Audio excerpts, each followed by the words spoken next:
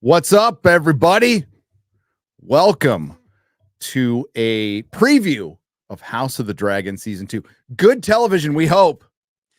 Let's pray to God. Let's pray to God it's good, because if this lets us down, we're gonna be like so disappointed. It was such an awesome special thing to have 2 years ago, because we all thought House of the Dragon was gonna be shit. We're like, another more fucking bullshit from them after they ruined Game of Thrones. And then an episode or two, and we're like, holy shit, this is good. So now we have such high expectations. And season 1 is so damn good. I just rewatched the whole thing again. If this lets us down, we're going to be devastated. Yeah, I hope it doesn't turn into everything we thought it was going to be before season 1. Because, well, as you may or may not know, the source material is pretty thin. It's basically the Wikipedia of Westeros. It comes from some short stories that George has actually re-edited the hell out of and put into Fire and Blood. So it's based on the Dance of the Dragons version of events from Fire and Blood, which are 3 different perspectives from a maester, a fool named Mushroom, and a septon. And they all have very different perspectives. And supposedly the show's supposed to be the definitive version of events. And they did. I was asked on Forbidden Frontier, Ryan, Krigler asked me, was the weird foot thing in the book? I'm all, no, the weird foot thing with Laura Strong was not in the book. That was added for the show. Well, that's the thing with the source material being not only not very deep or complex, but also still open to interpretation, even of what's there. It gives them a lot of room to do different things, which can be awesome or which could backfire, if they do something that we really don't like, or we really don't think would have happened or should have happened or whatever. You get kind of the entire mix. And no, Laura Strong, we didn't hear about his foot fetish, although he does have like a thing about his foot. Like yes. later on, there's like something very specifically that happens with his foot. I think he's a dude who is a second son. He's a dude who never had any power or influence. And I think he likes having that power over the queen. That's what I think that shit is all about, his entire fetish. Yeah. And I think it really seems like that's what his entire motivation is. Oh, the reason we're doing this is we're going to get our spoiler stuff out now. So next week, when we start covering the show, we're going to cover book stuff, what the show covers, but we're not going to spoil ahead for the audience and for our co-host Mueller.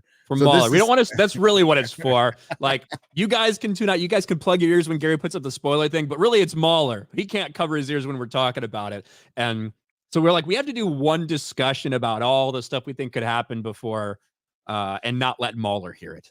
Yeah, because this whole thing is spoilers. What we're talking about is what happens in the book. Again, there's many different ways it could go, but we're talking about what happened in the book directly after the events of season 1.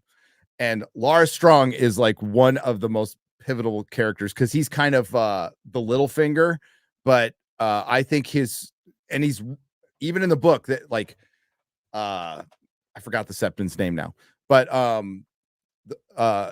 the Maester and Mushroom, nobody knows what this guy's motivation is. They don't know what side he's on because he switches sides. And he does stuff that's counterintuitive to what you think he started. And even to his end, you do not know like what side he was on, like at all. Yeah. Other than his side. Yeah. And his role is majorly expanded in terms of things that we know he's doing now. You know what I mean? Yeah. Like the fact that he was the one that engineered the death of his father and brother, that was crazy. That was a crazy reveal. It was, because it was hinted at in the book, but it was also believed that maybe King Viserys did it. Daemon did it. We weren't sure. Anytime someone dies mysteriously, people are like, Daemon probably had a hand in it. Yeah. That's kind of the feeling for everyone. Well, and that's the feeling in the book. And that's but he plays a huge part in the show, even though he kind of disappears. I doubt he's going to fully disappear. And, there's the whole thing about his club foot. He might not have a club foot. It might be just fake. and it was his way to, hang out with the ladies in season 1 and hear all the gossip, and it's people don't really respect him or take him seriously or intimidated by him in any way, shape, or form, which allows him access to a lot. People are careless around him, and that's why he gets a lot of information. But I feel like if he didn't have a club foot, though, he has a club foot, because we're already doing spoilers. If you're clear on the stream, it's spoilers. At the end, he gets it when he gets executed. At the end, when everything's all resolved, they chop his foot off too. Remember? Well, they chop his foot off. He asks them to, but it gets lost. Well, somebody takes it or something. But you would think that if they did it and they're like, his foot's fucking fine, you'd think there'd be a mention. But I guess they could not have. You never know. You never know. So at the dance really hadn't started in season 1, the Dance of the Dragons, this Targaryen civil war. It was basically a question of succession. It was an entire chapter in Fire Blood where it's just all the events that led up to it. And then we had Lucerys get eaten. chomp Vhagar by Vhagar and Aemon. And that's where it ended. And it's going to hit the ground running pretty much, because where the next series of events are Daemon Targaryen basically taking over Harrenhal immediately. He goes over and it falls peacefully. The Castellan saw the dragon and just pissed himself and said, the castle's yours. So now they have the seat. Supposedly, right? Supposedly. Yeah, according to the book. This is all supposedly according to the book. But Daemon takes it pretty easily, and it was a pretty smart move because it puts you right in the middle of the Riverlands, right, where they have a lot of potential allies. But one of those allies is not the Tullys, who are named after Sesame Street characters, by the way. So there's Elmo Tully and Grover Tully. Yeah. So that's how serious George took this at the time. So I think it was Elmo's the grandson, Grover's the grandfather who's dying, and he is for King Aegon, but the rest of the family's like, no, so they're kind of, he's on his deathbed giving orders and they're just ignoring him, and they basically just shut down the castle and we're not getting involved. We're not getting involved at all. So all the River Lords, the rest of them, other than the Brackens, are going to be with Rhaenyra, which is funny because the Blackwoods and the Brackens, if you read A Song of Ice and Fire, fucking hate each other, have always hated each other. And it was just an excuse for the Blackwoods to go fuck up the Brackens, which I love. House Blackwood's one of my favorite houses. That's the one with. We got a little preview of that in episode 4 of season 1, whichever it was, when Rhaenyra's there at Storm's End, looking at all these suitors that are coming up to her. And you had that altercation between Blackwood and Bracken in the hall where the kid ends up stabbing the one in the gut and stuff. So you do get a preview of that hatred between them, even in season 1. And we'll probably get a little bit of that, obviously, play out in season 2. I think that's going to be way more expanded in this season, like all the Riverlord stuff and the battles that happen there and the losses the Greens take. I think that's going to be a little more expanded than we have in the book itself, because I just feel like they are going to have to add a little bit more to it based on all the battle sequences we saw in the trailers. Yeah, they're going to be taking a lot of liberties because main characters that they've really established disappear for long periods of time in the book. Like Daemon. And Alicent Hightower. And that's one of the big things is basically Daemon takes Harrenhal and then he just stays there forever. Yep. Like forever, for the rest of, until the very end, basically, until he suits up, old man suits up, stops fucking his side chick, and is like, well, I guess I got to take down Vhagar now. So I think he's going to be way more involved. He has to, because they know that people love Daemon. So there's no way they don't involve him in more shit than he actually was. I think he's going to be very involved and set the stage for Blood and Cheese in the first episode. Yeah.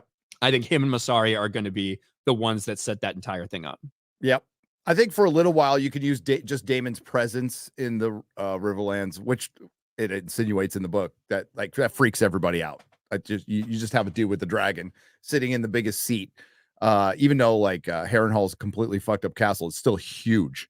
It's still huge. And there's the burning of the mill, and that's where the river lords are all fucking each other up.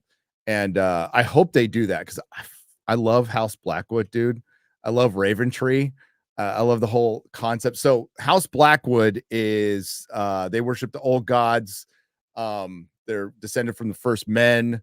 They have a werewood tree there. So back in the early days of A Song, Ice and Fire, like there were no werewood trees south. And then George started changing that as time went on, including that one we see in King's Landing, which that was new.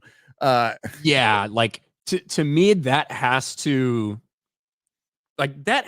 be setting up to me the idea that someone could look back and see these things play out, because there are so many random things that take place in front of that tree in season 1. Yep. So like they have to be setting something up like that. I don't know if we're ever going to see what that really means. But no. Yeah, we'll find out if they try to connect it to Game of Thrones. Oh God. But yeah, so Raventree, the reason it's called Raventree, it's a dead werewood tree, but every night ravens just rest on it. So it looks like leaves. So it's hundreds and hundreds of ravens just chill out on it at night. And I love that concept. I think it's great. And there's a great chapter in A Song of Ice and Fire, you know, with Jaime going to House Blackwood and trying to negotiate a peace. And it's one of the better chapters out there. And this is when Jaime's on his hero arc, you know what I mean? He's trying to keep these promises that he made. To Catelyn, yeah. Exactly. Yeah. Not shed any blood. And he almost does it, man. He almost pulls it off. He tries. He gives it the old college try. He did. Yeah. He did. So Daemon is in this is how this part will supposedly play out. Is Daemon takes Harrenhal, and then Corlys Valerian blockades the Blackwater, basically, and stops all trade getting in and out of King's Landing, which obviously screws stuff up. But that sets up something pretty massive later on. Pretty devastating later on, as everything does. Does. So that happened. Otto Hightower. Oh, go on. Yeah, and that's what I was gonna talk about Otto next, because right off the bat, after Aegon's coronation, they find out that the Reach isn't going with them. They find out that some of the River Lords aren't going with them. They find out that House Stark, which we'll talk about, they're not going to back them. So all of a sudden, things are now very level, and you've got Blackwater blockaded. So King's Landing, people in King's Landing are starting to get pissed off and fed up. You got these losses that happen in the Riverlands, and Aegon's like, this is fucked up. Grandfather, you suck. I don't want you as my hand anymore. Kristen Cole, you're the hand now. And then Kristen Cole goes nuclear. He's like, well, the first thing you have to do is start treating traitors like traitors. And every one of those lords that refuse to bend the knee to Aegon, he just immediately executes them. Just fucking straight up kills them. Yeah. There's out of the half dozen, I don't know if it was that much, maybe it's 8 or 9 lords that were in the black cells. They came up. 2 of them bent the knee. The rest of them lost their head instead of break their word, which, good for them. Before Otto was sacked, though, one of the reasons was he was writing letters. He was trying to, gain some allies because he saw he was losing allies. And he also lost the Eyrie because while Lucerys was supposed to go to Storm's End like Rhaenyra thought that was going to be easy because she has lineage to Storm's End, that he would take her side. He obviously didn't. Lucerys dies, but just Jacaerys is in the Eyrie, and he's able to get for one, there's a lady. There's no lords because Lady Jane Eyre is going to be a lesbian. She's a lesbian in the book. For some reason, there's always a woman in charge there. Whether it's by death or happenstance or whatever. Yes. George writes the same thing over and over. He writes the same characters over and over again. And this is supposed to be a kind of a precursor to what happens in A Song of Ice and Fire. That's why he wrote this whole backstory anyway. She allies. She's all, we women have to stick together, but I want a dragon. You have to get me a dragon. I want a dragon and a dragon rider. And they didn't really have much to give at the time, but he said yes. And Ceres does a good job, dude, of he does what he's supposed to do. He doesn't get eaten. And then from there, he goes up to the north. So Rhaenyra is gaining allies, and Otto sees that immediately. So he starts writing a lot of letters, and he sends some over to Three Sisters. Is it the city of the Three Sisters? Oh, Kingdom of the Three Daughters. That's it. Kingdom of the Three Daughters. Where they had, the triarchy, which was causing a bunch of problems in House of the Dragon season 1. And that comes up later, but Otto gets fired and sent back home again. Yeah, so he's basically asking the triarchy, hey, come help us out, because they've got ships and stuff like that. Come help us out. Clear this blockade from the gullet. That's what he wants them to do. They're a little bit slow on the uptake, but eventually they do get around to it. I don't know if we're going to see that this season or not. So I don't know, because that one's going to be crazy. Did you hear they cast that trans person for the leader of the triarchy? Yeah, well, for the what was the name of the captain? The captain is supposed to be flamboyant. Yeah, that's true. Yeah, it's the captain is definitely, but is the trans actor a dude trans or girl trans? Dude pretending to be a woman who is now going to be playing a dude, I think. You know what I mean? It's Tropic Thunder. Yeah. But it's supposed to be a really flamboyant captain. That's the way. And there are trans characters in the book. Yeah, there are. Yeah, there are. Just like we had never heard that about that character. So no, not specifically. Yeah, everyone just thought, gay or British. One of the gay or other. British, one of the two. But yeah, the way the triarchy works is they don't have a king, obviously, and it's like they sit down and have committees all day, so it takes them a long time to make a decision about anything, and it's usually just a bunch of rich people. That's the way the Kingdom of the Three Daughters works out. But the big one, Ryan, is in the first episode, which we've been hinting at a lot. The first episode title is called Son for a Son. Son for a Son. This brings us to Blood and Cheese. Blood and Cheese. And if they do this the way it's done in the book, the way it's described in the book, that's going to be kind of brutal. It's going to be kind of brutal. There might be some pearl clutching.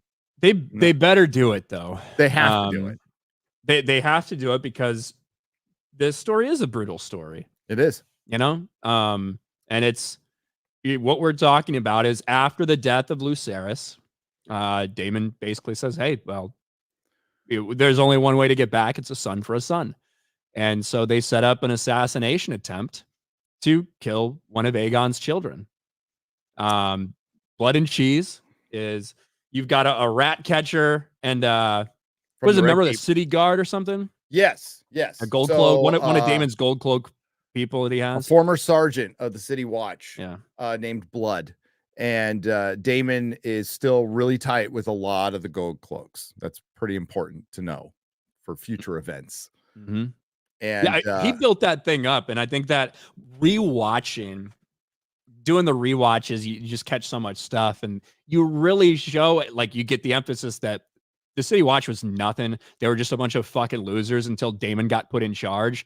And as bad as Daemon might be at some things, when it comes to like being a leader like that, militarily, police force, whatever you want to talk about, he's really good at inspiring people because he's willing to get down there. He's willing to show them what to do. People respect him. And so the Gold Cloaks have a lot of loyalty still to Daemon. Oh, they loved him in King's Landing for cleaning up the town. He was a populist. He was, so yeah, he cleaned things up. He really Rudy Giuliani King's Landing, or at least, flea bottom. And so we have Blood and Cheese there. And Cheese is a Red Keep rag catcher. They have rat catchers, multiple ones, but the rat catchers are very familiar with the tunneling system that Varys was familiar with too, and what most royals probably don't even know about. And Daemon knows about him, though. Daemon knows about him, and that was already established. They were setting some stuff up for this anyway. Beast Beneath the Boards. We saw it episode 4 or episode 5. Yeah, the wedding, at the end of it, when they're doing their vows after Kristen Cole beats the fuck out of Joffrey, you see a rat literally like in blood. Yes. Like it was about Really as on on the nose the it could nose. get for people like us. I know. Like, Everyone else was like, that's a cool way to end it. That's very morbid. For us, it was like, holy shit. Yeah. no, it's just getting started. So again, Damon is blamed for setting this up, and it certainly could be him, or might not be. You never know. But I very much think it's going to be like Damon. I think Damon and Masari are going to be very involved in this. yes. But what happens is they know Helena's routine is to bring the children to Allison at some point, and they wait there. They wait for the kids, and they essentially sit there. They say, "Hey, we're going to kill one of your fucking kids. Yeah. You choose which one you want us to kill." To Helena, to autistic dreamer Helena, right? And Helena, I think Helena chooses Maelor. So the younger one, the Yeah. youngest. Hey, kill my youngest, because obviously you got heir to the throne. Like nobody would ever want to be put in that spot, but you kind of understand why she might make that choice to keep the heir She also alive. made the choice because it was the youngest, and they might not understand what's going on. Yeah, 100%. Yeah. And so she's like, kill Maelor then. And they say, well, fuck you. And they kill the other one. They kill Jaehaerys. Cut his head off. They just chop his head off right there. So they say, hey, I want you to choose which of your son gets to die. And so you look at your youngest, say, I guess I want him to die. And they kill the other one. And so the other one has to live. Oh, and then I can't remember if it was blood or cheese. It goes, you hear that, boy? Your mom wanted you to die. Yeah, it's like it's the most fucked up thing that I think we will ever see in Game of Thrones. It is completely fucked up, and it essentially causes Helena to lose her mind, which she's already hanging on to by a thread anyway. More. And the two get away. They actually leave everybody else. Well, they killed like one of her bedmaidens or whatever. They strangle her. But you know what? Small folk don't fucking matter in Game of Thrones. So but they leave everybody else alive, and they flee with the prince's head. Right. So Blood gets caught at the Gate of the Gods later with the prince's head and is tortured and gives up cheese, but they never find cheese. They never do. And there's again lots of Game of Thrones theories, lots of Song of Ice and Fire theories. A lot of them are fucking whack. But I like going over them anyway because they're fun. And there is a theory that Laura Strong is cheese. But don't know how, but yeah, because like they said they didn't catch him or whatever. I guess he could have a hood on, and you could conceal it anyway, I suppose. Sure. But I would be shocked if they actually did that. Yeah, I would be too. And it wouldn't really make much sense. But he does, like you said in the beginning, he does some things sometimes that are a little counterintuitive to things he's done before. So I don't know. Well, yeah, I mean, it kind of, I mean, Littlefinger does that too. Littlefinger plays both sides, and he openly admits it later on in the book, but he's like, I'm not on anybody's side. I'm on my side, whatever. At least he has like a reason, like you can see the reasoning of why and it's all to like accumulate his power or whatever. Maybe that's what Larys is doing too, but what's his end goal? Like, I guess, do you know what I mean? He's got a lot of power. We don't know what his end goal is. Yeah. I mean, so that's probably why it's tough to just determine what we think he did or didn't do. True. But he's the Lord of Harrenhal now. Strong is a pretty rich family. He inherited all that money. It's an old family. That's, why risk that? And he's the master of whisperers right now. So, but there's a Targaryen civil war. So, and there's the theories behind this whole thing is the Citadel's behind it, and that's the theory in A Song of Ice and Fire too. There's a big fan favorite theory that the Maesters are really the ones that instigated all of these things, that the Maesters are the ones that wanted Viserys as king to begin with because they knew he'd kind of be weak and ineffectual, like that they may have rigged the election. They rigged it. Yeah, they rigged it. They stole it. Yes. Yeah, that would have made for some interesting commentary. I know. When that came out, huh? I know, right? Yeah. But the reasoning is kind of sound if you don't know about the prophecy of Ice and Fire, which they made up for the show, but I firmly believe is a spoiler from A Song of Ice and Fire, because it really makes sense for Aegon to conquer West. Why would he wait around? Why would he just go one day? Okay, I'm going to conquer it now. If there wasn't some sort of prophecy, so that actually makes sense. Now, I heard a theory the other day that it was actually Rhaenys that had the dreamer, right? And then Aegon kind of put it into action. Okay, that kind of makes sense. That makes more sense. That actually does make sense. And I'd never heard anyone say it before. And I heard him like, her name is the fucking dreamer. That does make sense, actually. Yeah, but, totally. I mean, she predicted the doom of Valeria. So, yeah. I mean, she's got cred. Her sources are good, Ryan. She has good sources. Her Hollywood spies. Yeah. So, but it makes sense from not knowing that prophecy. The Maesters look at the Targaryens and they're running around with these nuclear bombs all the time. It's like, let's get fucking rid of them. Sure, we were fighting all the time before, but we were kind of doing that before they showed up. It's nothing would change except there wouldn't be these nuclear bombs flying around. So you understand that the gray sheep. I hate the Maesters, by the way. I can't. They are the only ones that have they are the ones who know all the different mysteries, all the stuff. They're the ones that are able to explain it, but they have no control. They have no power. They have no understanding of this bond between dragons and Dragon Rider. And that is the one power that could threaten everything. So just from that perspective, it would make sense for the Maesters to be invested in seeing these Targaryens who are closer to gods than they are human brought back to the human level with the loss of their dragons. Right. And some Maesters are against it, which you find out in a Dance with Dragons. Some Maesters are onto them going, yeah, I wouldn't tell anybody you saw dragons or anything, or you'll end up dead the next morning. So, we have Blood and Cheese that happens, and that just everything's on at this point. It's just on.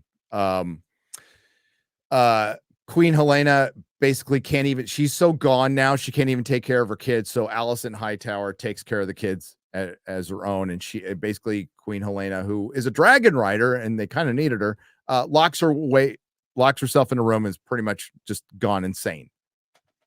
And Aegon is just starts drinking more. He starts drinking strong wine more. But he already drank a lot, so yeah. He did. Standard. And ultimately, he wasn't down with being king. He was only talked into it by Sir Criston Cole in the book. They're going to come and kill you unless you become king. You really have no choice. So, but he starts getting into it a little bit.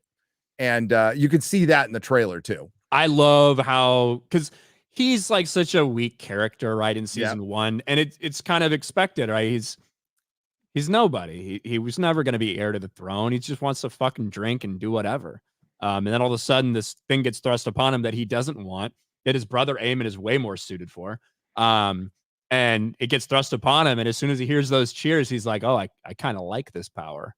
And I think it's going to get to his head. And I think we're going to see a very cruel, angry, immature ruler. I think that's what we're going to get. He's going to come out. Joffrey. Yeah, weird. History repeats. Now Blood was tortured when he got caught, by the way, and he gave up Maseri. So that'll probably happen. She can disappear. She'll be fine. Don't worry about that. The White Worm. She'll be. And that's why I think we even see a scene between Daemon and Massaria there in one of the trailers that I think that's them setting up Son for a Son. I think that's them setting up Blood and Cheese. Maybe. I think so. I think it'll be, the event itself, you don't need to add any more intrigue other than the event itself. It doesn't need to be all, who was this person? Because they don't have enough time. This is only going to be 4 seasons. So it'll be really interesting where they end this season. So it's kind of interesting when they end the show, to be honest. Well, yeah, that's a discussion for another day, but yeah, where do you end it?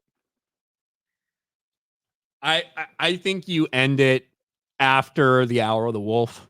Yeah. I think you end it after Cregan Stark basically comes into town and just says fuck everybody and does his thing, delivers justice, also gets a lot of new recruits for the Wall. And and then leaves town, and you're just kind of left with, obviously this is spoilers, so fuck everything. Yeah. And you're left with Corlys, like Corlys there, and with Old Corlys. Yeah. Yeah, you're left there with Corlys and Tywin Lannister. Yes. Who obviously becomes Hand and has a big role, and the Regency, you know what I mean? And But like I think you just leave it. Yeah. You would have to, right? But they're going to have to put something, like, if they're really going to connect this to Game of Thrones, they're going to have to do something crazy. I don't know what it is. But as far as the story ending, for those of you who haven't read it, it just kind of ends. There's no big battle. But there is the problem is it doesn't end. It doesn't. It just keeps going. It just keeps going. You just keep seeing the fallout, and the fallout. Hooded hand.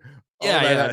There's no like good place for it to end. There's no like, wow, this is, there's no blowing up the Death Star. Okay. Because this is not a story that's like, hey, here's Dance of the Dragons. It's a story of the history of the Targaryens in Westeros. And it starts before we get this show, and it continues to go for, a couple decades after. So I don't know. But I mean, they'll figure it out. I guess they must have an ending. At least there's a written ending there, and it's not the showrunners trying to figure out what the writer was trying to do. But yeah, when Cregan Stark gets there, it'll be fun. But it's a lot of sitting around and a lot of justice being dispensed, heads rolling. Yeah, I love that scene where one guy goes, I want to go to the wall. They're like, that's an option. Yeah. Yes, and like every single next 37 people said it. Yeah. I think except Larys Strong, which makes him more interesting, which makes him way more interesting. How he goes out. Well, speaking of Cregan, I think the way to me that this plays out, I don't know if that's going to be in episode 2 or like whatever. But very early on, we have to see Winterfell. I don't know if they're going to show Jace in the Vale. I don't know if we're going to show Jace in the Vale, talking to Lady Arryn and making that pact to get her support. She's in it. And then continuing on to Winterfell. But that's going to be very interesting, because what happens between Jacaerys and Cregan Stark is the pact of ice and fire. We don't really know why. We're told that they seemingly form like a pretty close bond, that they're relatively similar in age. I think Jace reminds Cregan of his brothers or something like that. And there's a lot of speculation, including a potential wife of a bastard girl named Sarah Snow, that Jace actually fucked this girl. Oh no, Mushroom says they got married, blah, blah, blah, all this shit.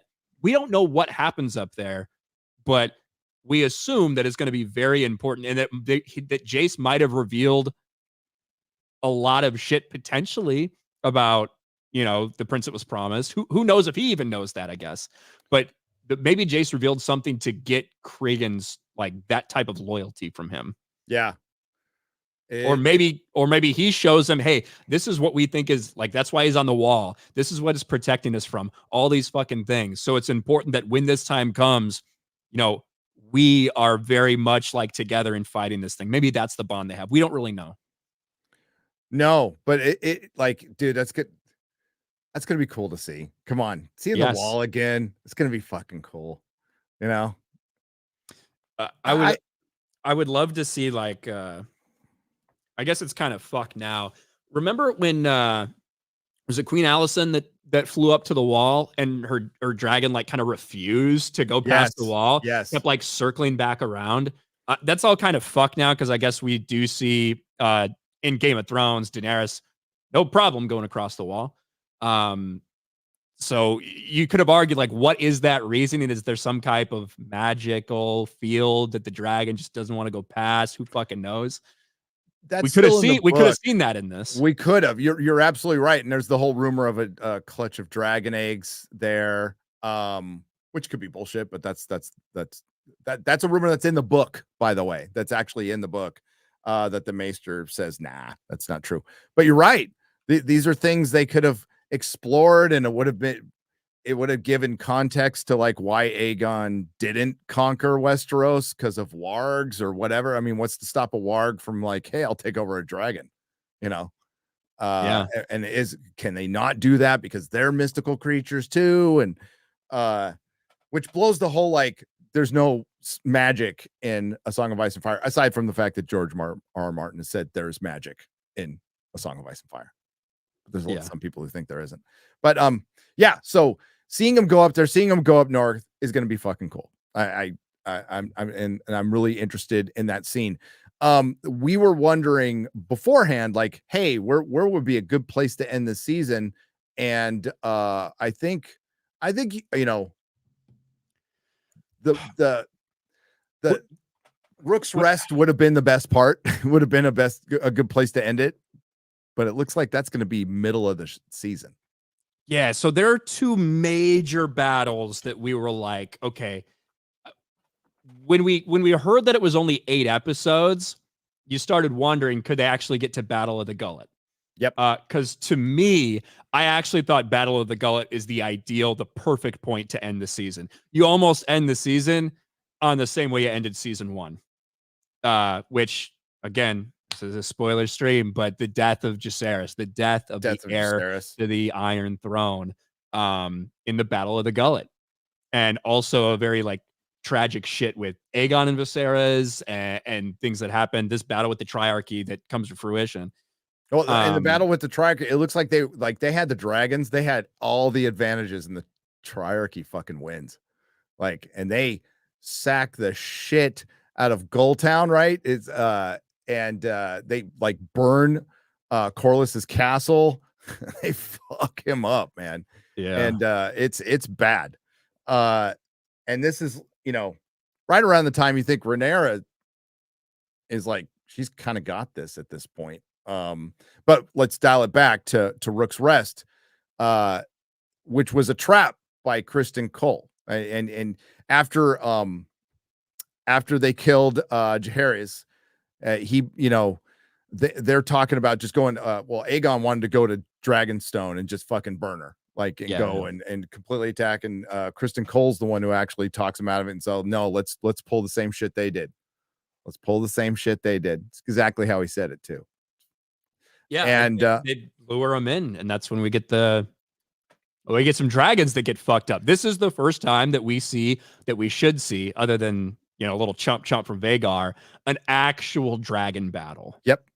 Because you got Meleys versus Sunfire, but little does Meleys know, I think Vhagar is there too. Vhagar, so just big ass fucking Vhagar. Rhaenys needs to go out to she's called out, and she's the one who does it. She gets called out, and it was a trap, and the trap gets sprung, and it's Vhagar, Sunfire, and she holds her own for as long as she can, but she dies. Well, 2 dragons don't die. Sunfire gets fucked up, like wing torn. Vhagar's fine. Aemon and Vhagar are fine. But they get embroiled in this battle, and all the dragons like crash to the ground. Right? Yeah. Like, that is going to be cool to see. They're in like this big mosh pit, basically. Yep. Kind of stop flying. They're just fucking each other up, and they just smash and hit the ground. And Meleys is dead. Sunfire is fucked. He's got like a wing torn off, and he can't fly anymore. Aegon gets fucked up completely, and that really removes Aegon from the story for a little while. Yeah, because King Aegon gets so fucked up that he can't rule anymore. So who gets to rule in his stead? Aemon Targaryen. Yeah, so it gets a little more competent, a little more brutal. And it pretty much becomes Aemon versus Daemon from separate seats for a while. And dude, Rhaenys almost takes out Sunfire, though. Like, there's a point in the fight where she almost kills Aegon, and should have. But that's when Vhagar comes and burns her. They find Rhaenys' body, well, what's left of it, and a bunch of people died. And Sunfire's, you know, they bring Aegon back to back to King's Landing. They fucking carry him back all fucked up and burned and broken legged and all this shit. They bring him back, but Sunfire, they don't know. Like Sunfire can't fly. So what do? They just assign some people to watch Sunfire just in a little tent, like, 100 meters away. And every once in a while, they just fucking throw him sheep and stuff like that. To keep him alive. When after he's done feasting on all the dead bodies, they throw him sheep. So after he eats like all the horses and people that are left over from the Battle of Rook's Rest, then they're like, well, you just got to bring him some sheep and shit. And then he just disappears. He heals. He heals. So dragons, because I think they send. I don't know if the Blacks at one point they send people to go finish off Sunfire, because they know he's still sitting out there, and they get there and he's gone. So he's somewhere. And in the process, this is, I think, as Rhaenyra has taken King's Landing, we are so scattered-brained with this entire thing. This is terrible for anyone watching that doesn't have any context. But after Rhaenyra eventually does take King's Landing, they don't find Aegon. Aegon was able to escape. And eventually, they turn up together. Yes.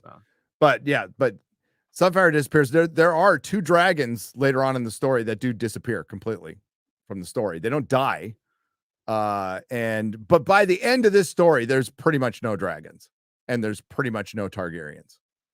And it's supposed to be the cautionary tale that the Targaryens tell each other, even though, like, despite that, afterwards we get the Blackfire rebellions and it gets fucking crazy.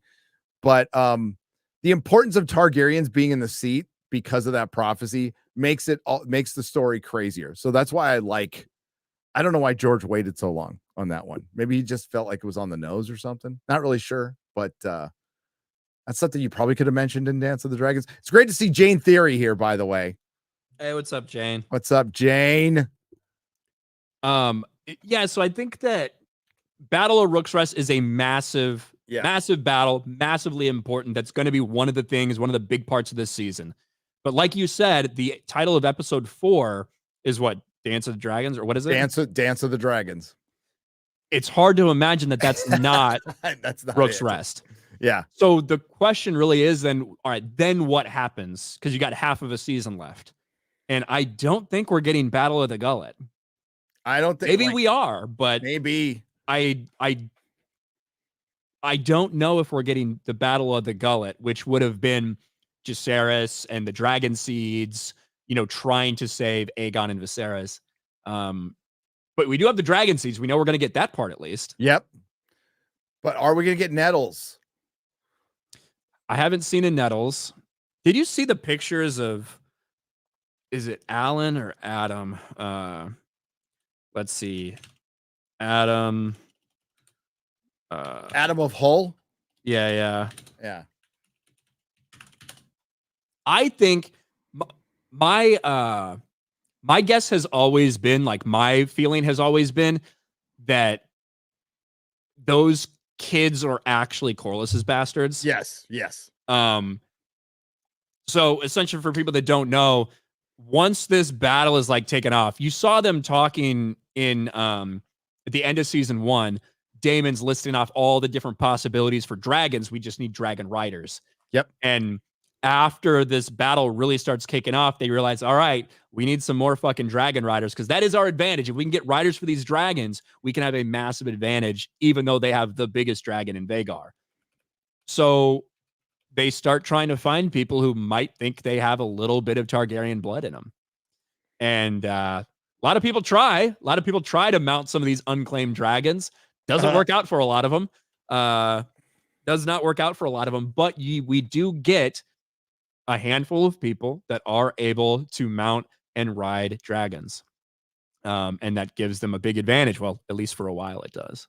And hence the name Seed is all the all the bastards, the Valyrians, went down to town on Dragonstone and just banged all the wives and stuff. And they practiced the rite of first night, never really went away from it. They're big fans of it. And actually the minor lords and the shopkeepers and stuff were totally cool with it, because they, Valyrians, especially Targaryens, were the closest thing to gods to them.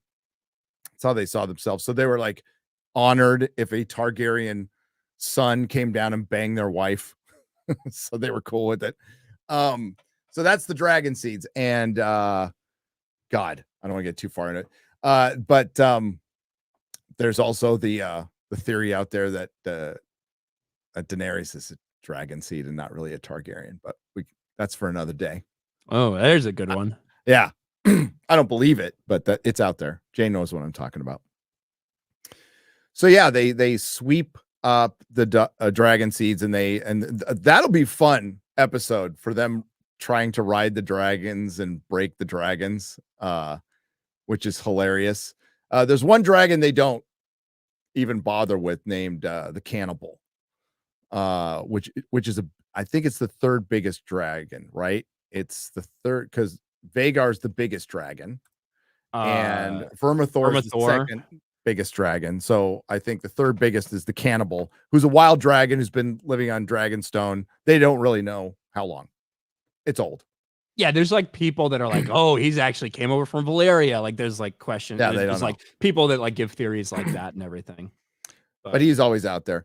So, and one of the most important characters is Nettles, because Nettles isn't a dragon seed. She's just a commoner girl who figures out how to train a dragon by feeding it sheep, basically, and just tricks it into like, trusting her. But they said something, and now they could have been lying, but they, being HBO, said that she's not going to be in this season, which is kind of weird. Because I can't see them. Well, we saw the seeds, so they're going to do the seeds. I don't know if they're combining characters. That would be fucking dumb, to be honest with you. But yeah, she's a very important character to Damon later and to a lot of people. So yes, and Nettles is, you're right, chat. Nettles is your typical George R. R. Martin tomboy girl, which he has written 17 versions of. Yeah, pretty much, exactly. Yeah, like Arya, and Jane thinks she is a dragon seed. Maybe she is. Corlys got down. I mean, he wasn't going to tell Rhaenys that he's cheating on her. So yeah, and that's always been my thing, because you do have, because they were asking anybody that thinks they have Targaryen blood, like, let us know, you maybe, because we need dragon riders. So you've got a woman from like the shipyards that says, hey, it claims that Laenor fathered these two children, Adam and Alan. And people are like, well, that kind of doesn't make any sense because he's gay as shit.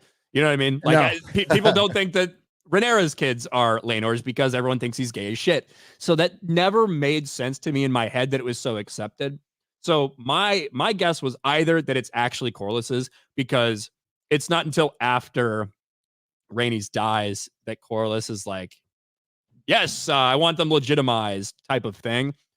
Or because of all the loss that Corlys goes through in this series, that he was willing just to believe that they were Laenor's, so that he actually still had some blood that was out there. Yep. Because throughout this entire thing, Corlys is such a unique character because he built up this house.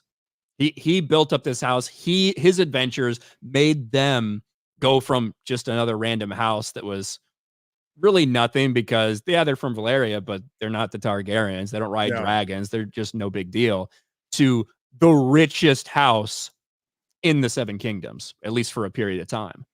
But because of that ambition, it leads them into these dangerous places where, Laenor ends up marrying into what should be, king consort, but his kids aren't his. He ends up dying. Laena ends up dying. So you've got Bela and Rhaena are like those are his only like actual blood relatives at this point. His brother, or I don't know if it's his brother in the actual book or if it's like a cousin or something that was trying to usurp him. But anyway, he's lost like everything. So I think he sees those kids as like his lineage potentially continue on, and he wants them to have the Velaryon name because he's just so desperate for that after everything that he's lost. Yeah, they leave that open to interpretation. And we'll get some weird stuff like Laenor, in the show being whisked off with his boyfriend. They let him live. That's a great question. That's not how it went down in the book, or even they didn't even insinuate that. And I guess it couldn't have happened because, well, I mean, they blame Damon for that one too in the book. Yes. Yes. Anytime there's a mysterious death, everyone just assumes Damon had a part to play in it. And that's not a bad assumption, to be honest with you. Yeah. Whether it's his wife, whether it's Lenore, whether it's hell, even Lena, they probably figured he had something to do with it, or whether it's blood and cheese, all that stuff. But that brings up a great question of Sea Smoke. Sea Smoke is Lenore's dragon. Mm-hmm. Lenore fucks off, goes away. How does Sea Smoke get another writer? Because for Adam because that's what happens. You get these dragon seeds. One of them is Adam Velaryon. Well, Adam of Hall, who then becomes legitimized as Adam Velaryon. He mounts Sea Smoke. Sea Smoke is then his dragon. Yep. And that's not something that happens. It's not something we've ever seen happen, at least recorded, that a dragon, while bonded to someone else, takes still alive. Rider. Yeah. Yeah. Yeah, it's going to be interesting. Now, Lenore is going to be in this season. Like, he's coming back somehow. They have to address it. And I don't know what that is.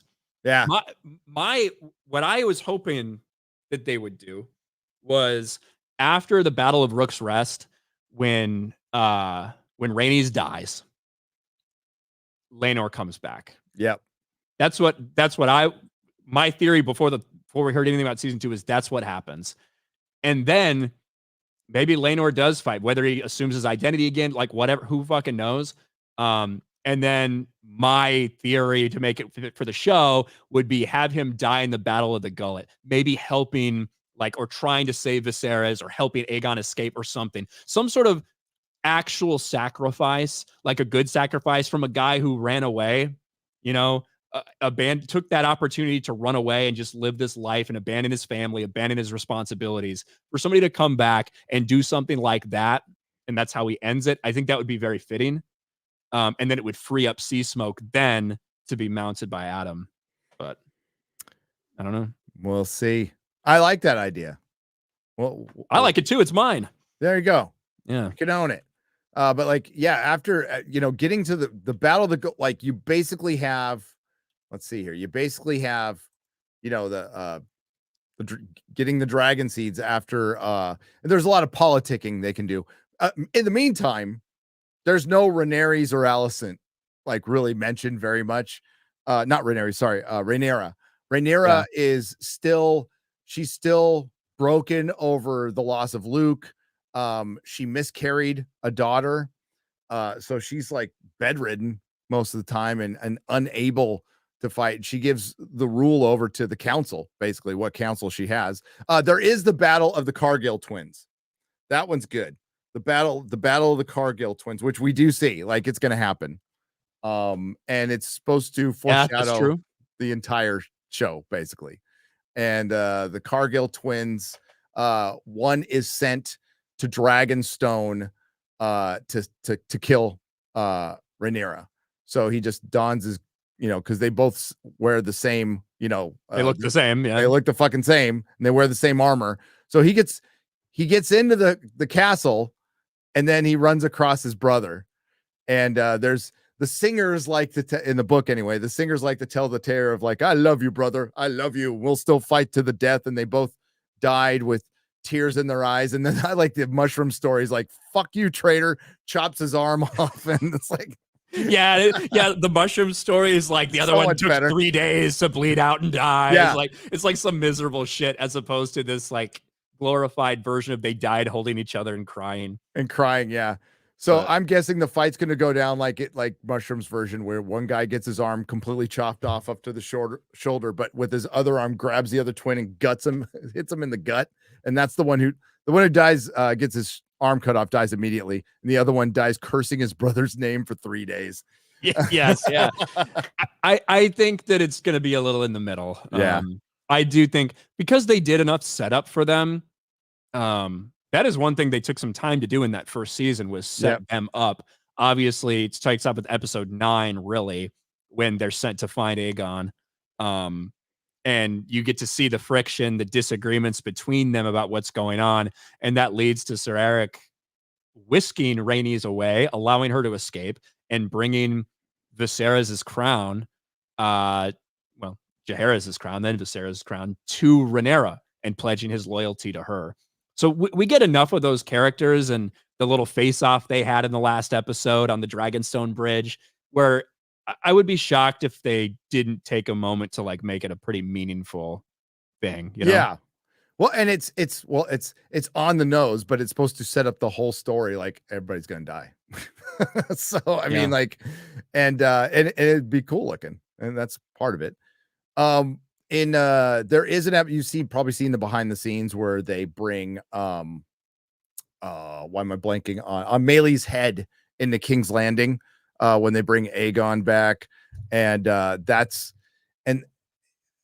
it looks like they're going to be adding, especially in King's Landing, if we see, I'm blanking on their names now, Daemon's daughters fighting, because there is a scene where Baela and Rhaena. Baela, like I think it's Baela, is chasing Sir Criston Cole like into like a forest.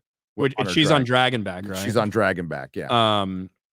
So there's we need to talk about this. Okay.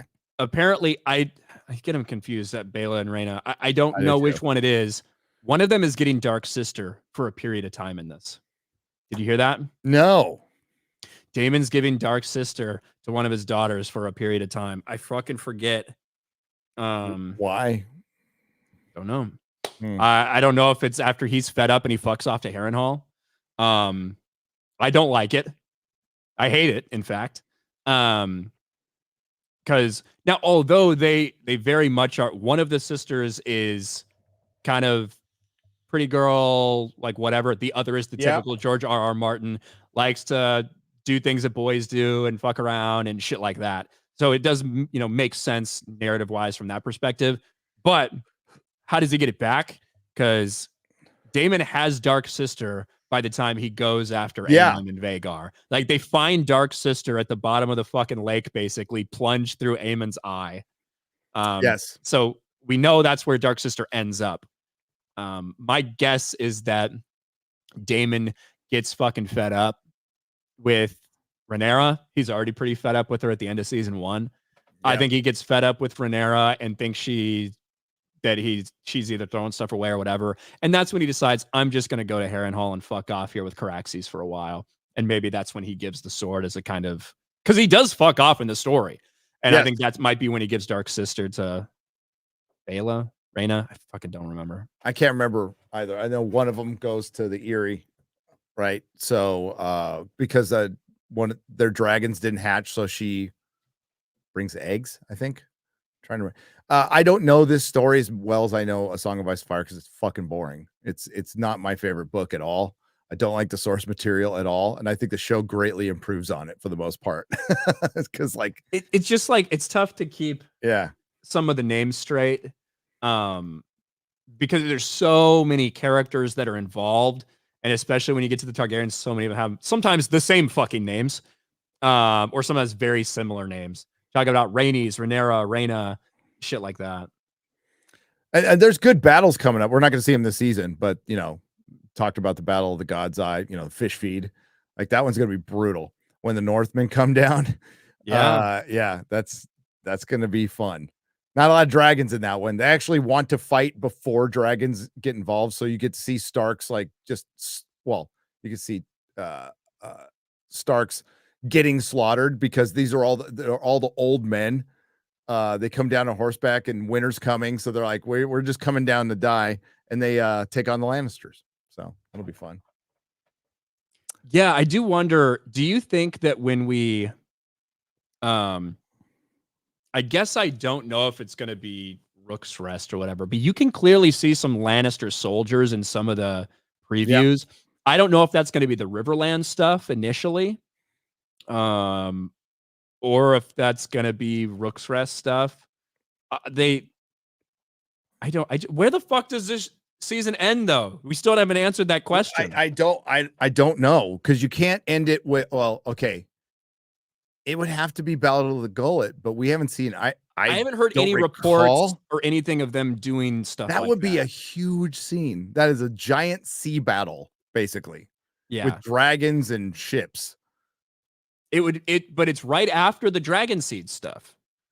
Now, they could do anything in this. They can obviously shift around a lot of timelines. They're going to be free to do a lot of stuff with that. So all we're going for is like what makes sense of the way the book lays it out. But it's immediately after the Dragon Seed stuff that you have the Gullet, because that's like the first action that they see, the Dragon Seeds. Essentially, Aegon and Viserys, Rhaenyra's sons from Daemon, Yes. Aegon and Viserys. Yes. Again, this is why it gets so confusing. It gets crazy. There's a lot of Aegons. They are being transported from Dragonstone, like for their own safekeeping or whatever. And of course, on the Gay Abandoned, by the way. The Gay Abandoned, yeah, that's the name of the fucking ship. So they're getting transported, and it's as that happens that this like massive 100-ship fleet of the Triarchy, who's probably on the way to go stop the blockade, they run into them. Yep. So they are all of a sudden they're in a battle for their lives, and this is very close to Dragonstone, obviously. And so Jace and the Dragonstone or the Dragon Seeds hop on their shit and go try to help. And that's when Vermax gets taken down somehow. We don't know exactly how Vermax gets taken down, but he goes down and Jacaerys goes down with him, and the heir to the Iron Throne dies. Yep. And that to me, that's the perfect place to end. But I just don't know if they're going to get to that. We haven't heard any rumors about them getting to that. No. And I would be shocked if they're able to keep that stuff quiet. But the timeline thing is the only way I can make sense of that, because it's the perfect way to end. It's such a big, bold, disastrous way to end the season on such a low note for the Blacks, which is the same way we ended the first one. And I just think it makes narrative sense to do it like that. Yeah, I think they're just going to probably switch around some battles. I think they'll make one a little earlier in the timeline, and so they have a battle to end on. But you don't necessarily because if it's because you're going to have to end one season on Rhaenyra taking over King's Landing. That's going to have to be the end. I think that's season 3. Yeah. And then you end then season 4 is her fucking everything up and ending badly. Maybe, yeah. That'd be pretty tight. It'd be nice. I like the fact that it's only 4 seasons. I think like this could get drawn out way too long. And there is so much politicking at the end. Like it could just go on forever. And that, I think they're going to somehow try to, this is the part where I cringe. It's where I cringe, Jane. They're going to try to connect this.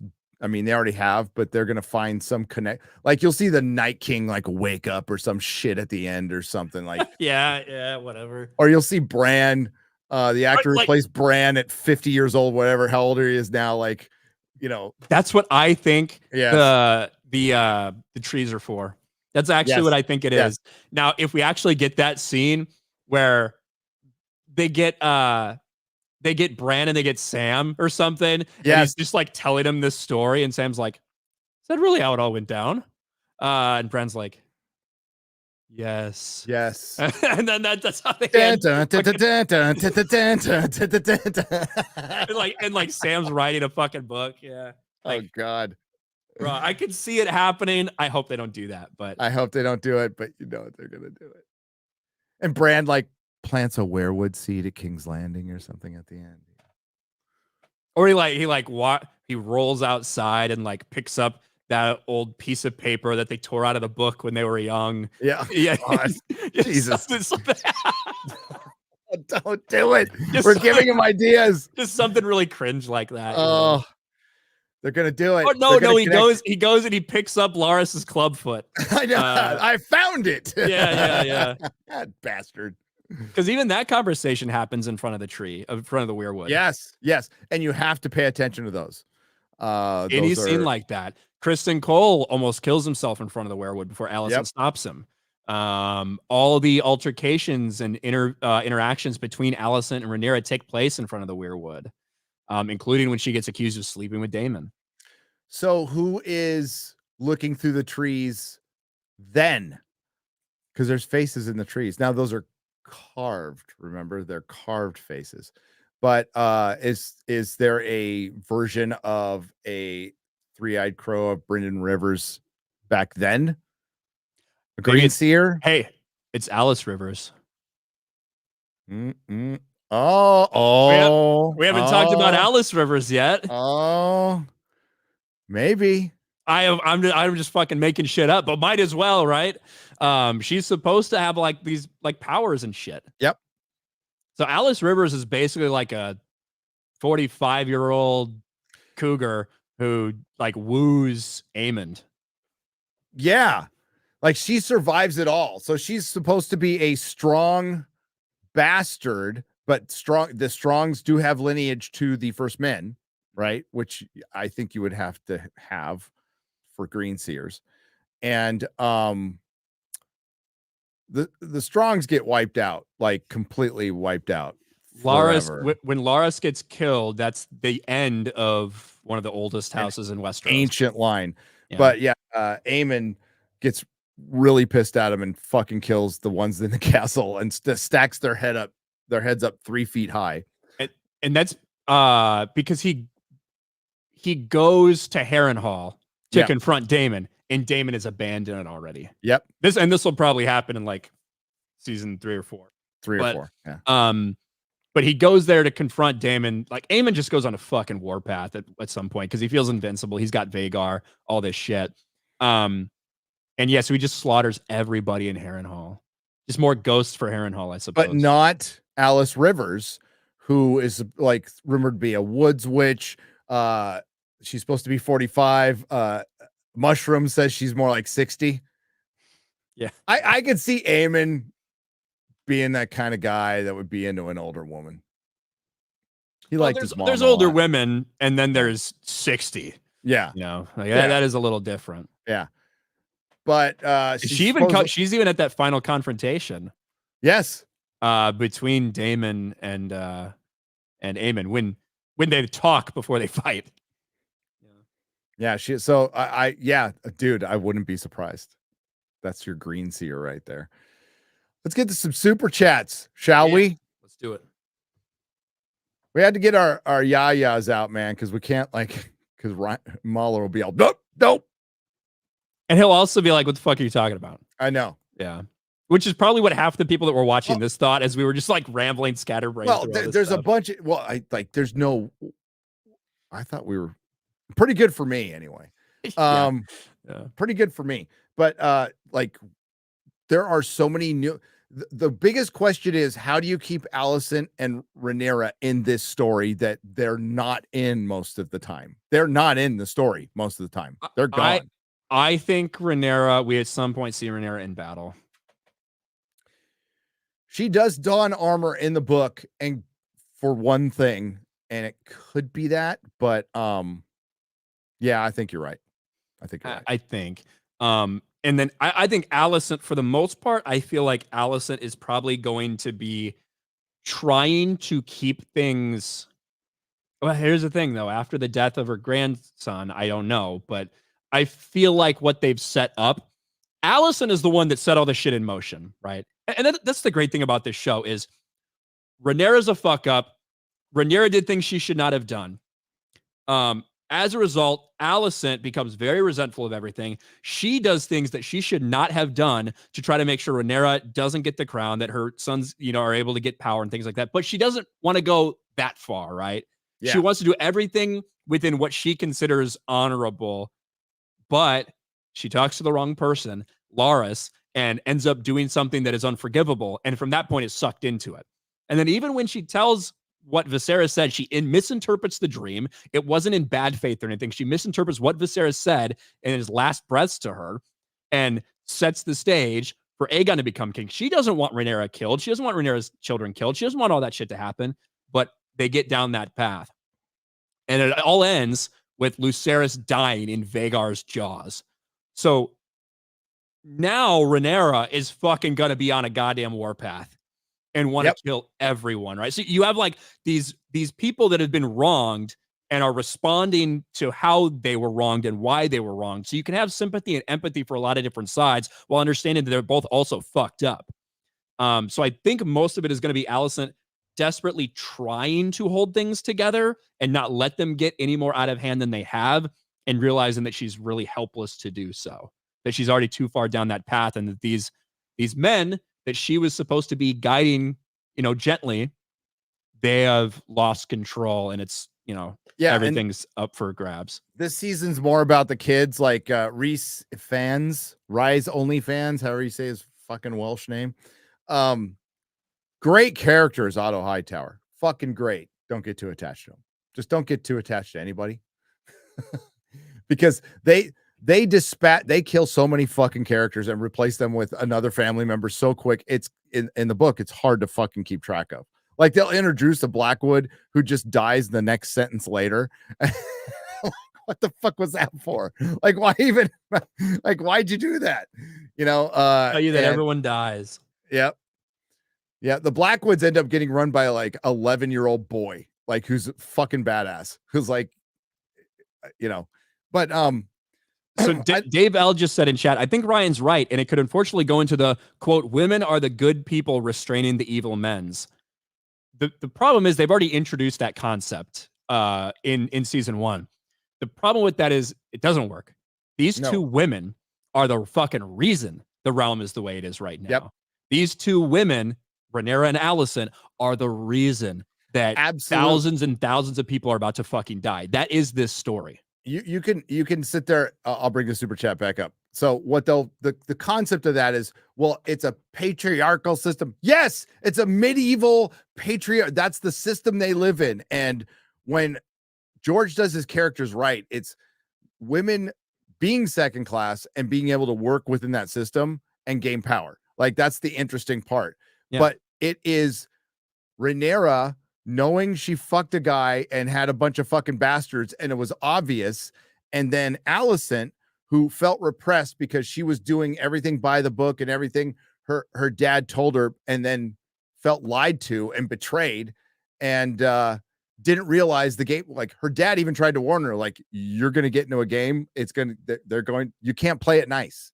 Once you get in it, you cannot play it nice. That's what this world is. That's the reality of the world. Yeah. So they fuck it up, and well, by the end, a dude's back in charge. So yeah, and that's why, like, even though Rhaenyra, I'm rooting for the blacks. That's the side that I'm kind of like leaning towards, ironically for me. But though that being said, Rhaenyra absolutely should not be queen. Like, she did not have, she had a fucking extramarital affair, but she had kids from it, right? She did not have kids with her actual married spouse. Laenor is not the father of her children. That is a massive fuck up, and good reason for anyone in the realm to not want her to be queen. People are justified in not wanting her to rule, not just because of the way Targaryens had done things for the past century, but because of her actions. And that's her not actions befitting someone that should be ruler. A lot of lords who pledged themselves to her killed, right? And part of that vow, it's reciprocal. Like, you're going to act like a queen, and I got your back. Well, she didn't act like a queen. She showed no potential for it, and we'll see how it plays out in the show. We'll see how it plays out in the show. But if you want to know, women completely fuck up the realm and get a bunch of dragons killed. And dudes do too, but both women are basically in charge for a long time. Like, even when Aemon doesn't take he's just protector of the realm when he takes over for his brother. He doesn't try to crown himself king or anything. No. So, but yeah, women play their part in completely fucking up the realm. So, and that is obviously, I do not like race swapping characters. I think it's unnecessary. I don't think it should happen. With that being said, the one of the changes, obviously, the Velaryons are black, so Laenor's black, which changes the story from some people are a little suspicious because they think Lenore's gay, and this guy like kind of looks like they don't really have like high class features, look a little bit simple.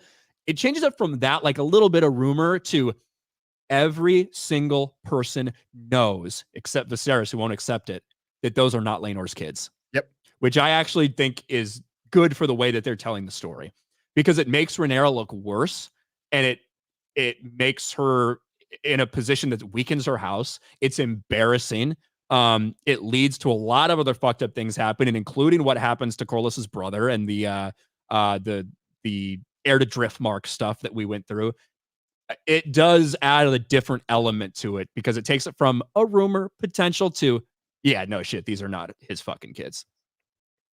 No, Emperor has no clothes. I thought it was really well done. Yeah, really well done. And then when you think of the Valerians, right?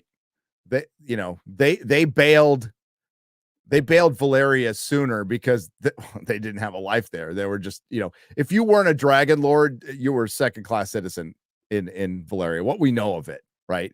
And there was 20 something. Help me, Jane. 20 something dragon lord houses, and the Targaryens weren't even close to the top. They were just an average one. Yeah, they were an average one.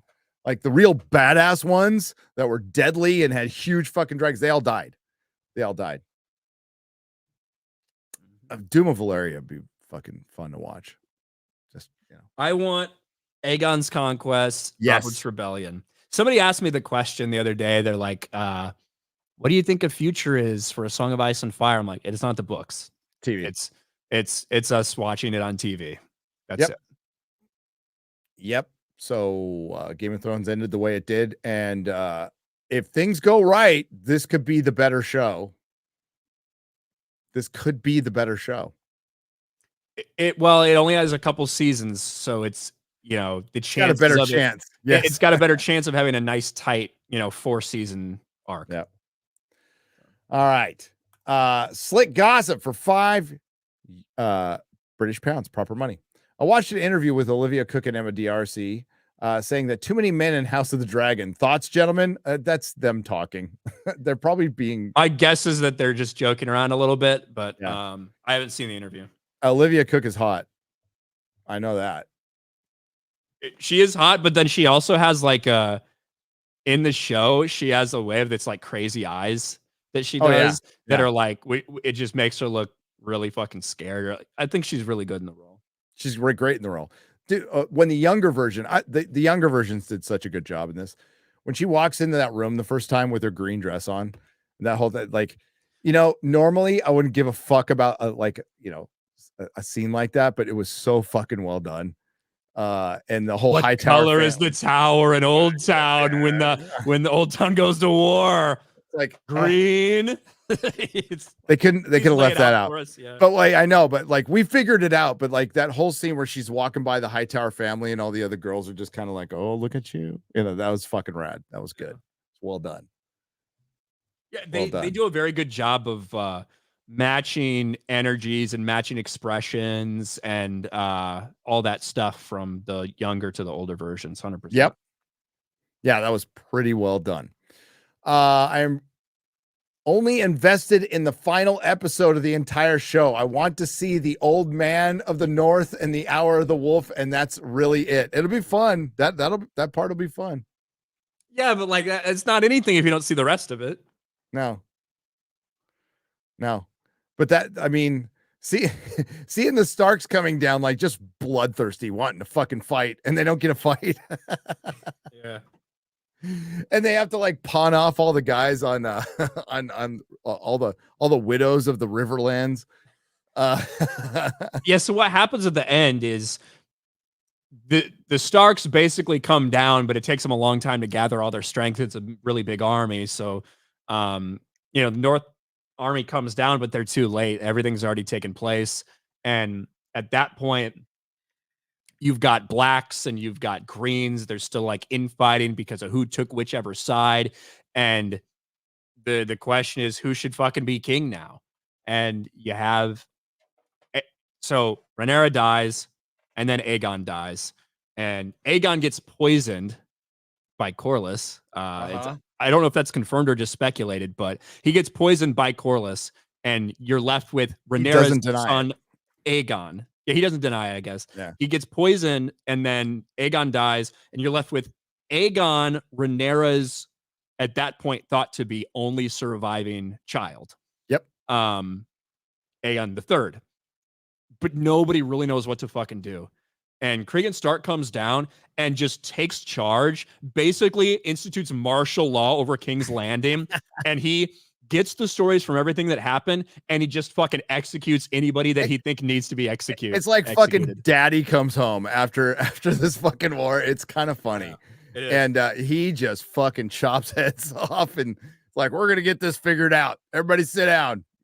Yeah. And so he does spare Corlys. He does. Which is a good thing because Corlys is a very balanced hand and he's like needed. And then they institute a regency for Aegon, which consists of like, I don't know, 7 or 8 or people or something like that. Yep. A mixture of blacks and greens. Yep. Tywin Lannister, second son by 2 minutes, who is like blind and gross and looks like shit. So he just has like a hood that he wears to not make people so grossed out by his features. But then people see the hood and then they're like, whoa, he's really up to something weird. He's like a witch or a wizard or some shit. So and he was actually a pretty good hand. He was actually a really great hand. Yeah. That's what we mean. The story never fucking ends because then they just tell all these stories about like Tywin Lannister's rule, like when he was the hand. They get really into detail about like a winter flu that happens. I know. Like COVID comes to Westeros and COVID comes to Westeros. And is that what actually gets Alicent? It's COVID, right? It might be. I think that's what got Alicent. It's like only 25% of people that caught it actually survived. Yeah. There's like, oh, it's a 4-day incubation window. And once you get the shivers, you got 3 days to live. And they're like, and then Tywin Lannister one night in the Tower of the Hand asked his servant, can you close that window? It's really cold in here. But the window is already closed and the fire was blazing.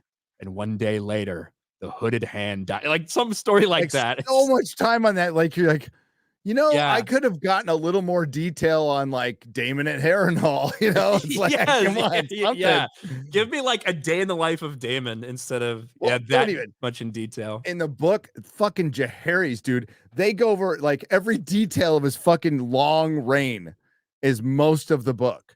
So Fire and Blood is part 1. Fire and Blood is part 1 of the Targaryen history, which we mostly already have already. Like he just fills in some other stuff, which is kind of crazy. Thank you, Kremil 12 for the $10. I appreciate it. Jeremy Ice and Fire 33 for $5. I saw the first 3 episodes and it's great so far. Shit. Hell. Oh, that's awesome. You got them early because I know they're out. I know they've been out for a while. For the reviewers. A few deviations, but quality storytelling. Blood and Cheese was very dark. Good. King Aegon performance steals the show. I heard he's good in this. I heard he's quite good in this. Well done. Philip Poole, thanks for being a member. Appreciate it. Miso Trashed for $10. 4,712 days since A Dance with Dragons. Is that true? I can look it up. I mean, I'm not denying you. I know you're right, but let's just check. How many days since July 12th, 2011? Well, you must be in a different part of the world. It's 416 days. Okay, pal. 416 days. Not bad. If you're guessing, not fucking bad. Like pretty close. Grandmaster Chris is a member. Hail. Grandmaster Chris, welcome. Midnight Man for $4.99. Off topic. Can a Blackfire Rebellion TV show work? Yes. Well, that we're getting one.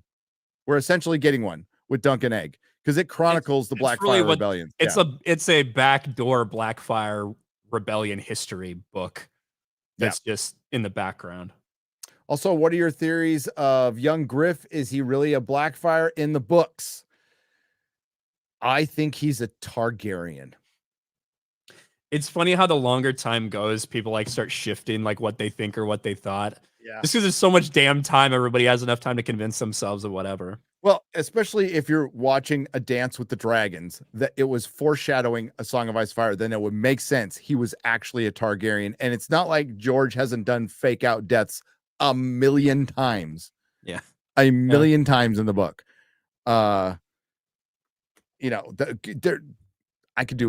We can do theories on who is actually who in Game of Thrones, because there are some fake out people of like, it's fucking crazy. Yeah, there's so many theories about this person is actually this person. Yep. Yeah. And they're good. They're good. Like, there's a lot of people who disappeared, right? And we haven't seen for a long time. It's a combination of the crazy storytelling by George, and how much detail he goes into and how many characters get introduced and things like that. And also how much themes repeat themselves in his books, combined with the fact that it's been so long. So people have nothing else to do other than reread and try to make some connection here or there, or try to predict what may or may not have happened, which I imagine George sees like 90% of these videos is like, what the fuck? Like, yep. Well, probably not. He probably didn't watch shit. What about Benjen Stark as Dario Naharis? That's a dude. There's been I love the videos too, but that's like it. That's it. How the fuck? Where did he go? Who knows? Bro, but I was watching Glidus and Alt Shift X on one of their just random dumb streams where they did a random ice and fire theory generator that would just spit out like bullshit. It was had like a bunch of, it would just spit out bullshit, and then they had to guess what the other person was trying to describe, like what the theory. Oh, that's awesome. It was really funny, and they did it by drawing. It was like Pictionary. So. Alt Shift X, A Song of Ice and Fire theory iceberg fucking stream was great. That was just give me 8 hours of that and download it in my veins. God damn, that was great. Yeah, they do. They do great streams together. They do. So, but Blackfire Rebellion, A Knight of the Seven Kingdoms, Duncan Egg. We're gonna get Brynden Rivers. Can't fucking whoever they cast, that's gonna be an important character. So, can't wait to see it. The albino Targaryen bastard with his army of werewood archers. That's fucking awesome. The whole concept is awesome, and he's basically Elric. So. Grandmaster Chris for $4.99. Hi, Gary and Ryan, my two favorite YouTubers. Hail. It is so nice to be excited for something for once. It is 4,716 days since the Dance with Dragons. Hashtag RIP Star Wars. Yeah, Star Wars is pretty dead. Pretty dead. Oh, we'll get that awesome Acolyte episode. Oh, yeah. Acolyte's great. So trash for $2. I think the show has a good amount of strong blacks. I think it does too. It does. It does have strong blacks. That can be taken multiple ways. It can. I think the show said blood and cheese were meant to be Aemond. To get Aemond? Oh, to get Aemond. To get Aemond. Sorry. Kill him? To get Aemond? Well, it was theorized in the book. I'm going back in the book, and they thought they had access. They could have killed the Hand. Maybe they wanted to get Aegon, but son for a son. I think they went who they went for purposefully. Yeah, I think so too. Yeah. That's what it feels like. Even the strategy to ask which one of us you want to kill, like to then kill the other one, seems pretty calculated. But maybe it was just heat of the moment. Wow, let's be as fucked up as we can. Let's improvise. Maybe Damon told him, you could improvise if you want. And with Viserys II, since he's the direct ancestor. Yeah, that would take a while though. Yeah, we can't do that in 4 seasons. Yeah. Unless they cut out a lot of shit, which they could. Apex Calibre for $1.99. Jane's here. House Stark forever. That's right. We're all about House Stark here. You get him pretty early on, but then we won't see him for forever. Glad you're doing well, Jane. We miss you. Corey Smith, who's been a member for 2 months. Do we see Bloody Dustin this season? Ooh. Okay, here's the problem with some of these battles, right? they don't really involve main characters. So if you put a main character at some of these, like the Battle of the God's Eye, for example, there's no Daemon, there's no Aemon, you know. But if they switch some characters around, maybe. I'm gonna cheer when Rhaenys dies. that will be a brutal part with Aegon getting mangled. Says Minna Galen. I understand why some people hate Rhaenys, you know. Well, the small folks should fucking hate her guts. Well, yeah, she killed a bunch of small folk. Don't matter. I don't understand how Yeah. many times we have to get through this, but they don't fucking matter unless they're really upset at King's Landing because you just raised taxes by 3 times, and that's why they all want you Rhaenyra to die. Yeah. The small folk are just there to support the power and be afraid. That's why Targaryens, it's smart to like, and that's why it was really fucking stupid at the end of Game of Thrones. You don't burn down King's Landing because you do that, all the small folk turn on you, like all of them do, and your seat of power is gone. How do you think that? Because obviously that happens. Yes, like that is going to happen in Ice and Fire, right? Yes, like it's obviously going to happen in a different way. Why do you think it happens? I don't think it's because Missandei gets her fucking head chopped off. I think it will be far more cruel. It'll be far more cruel, and it'll be. I don't think it'll be Cersei there. I think it's because Fagon is there, and the people are rejoicing and praising him. That's what I think. And remember, she didn't really do it in Meereen, right?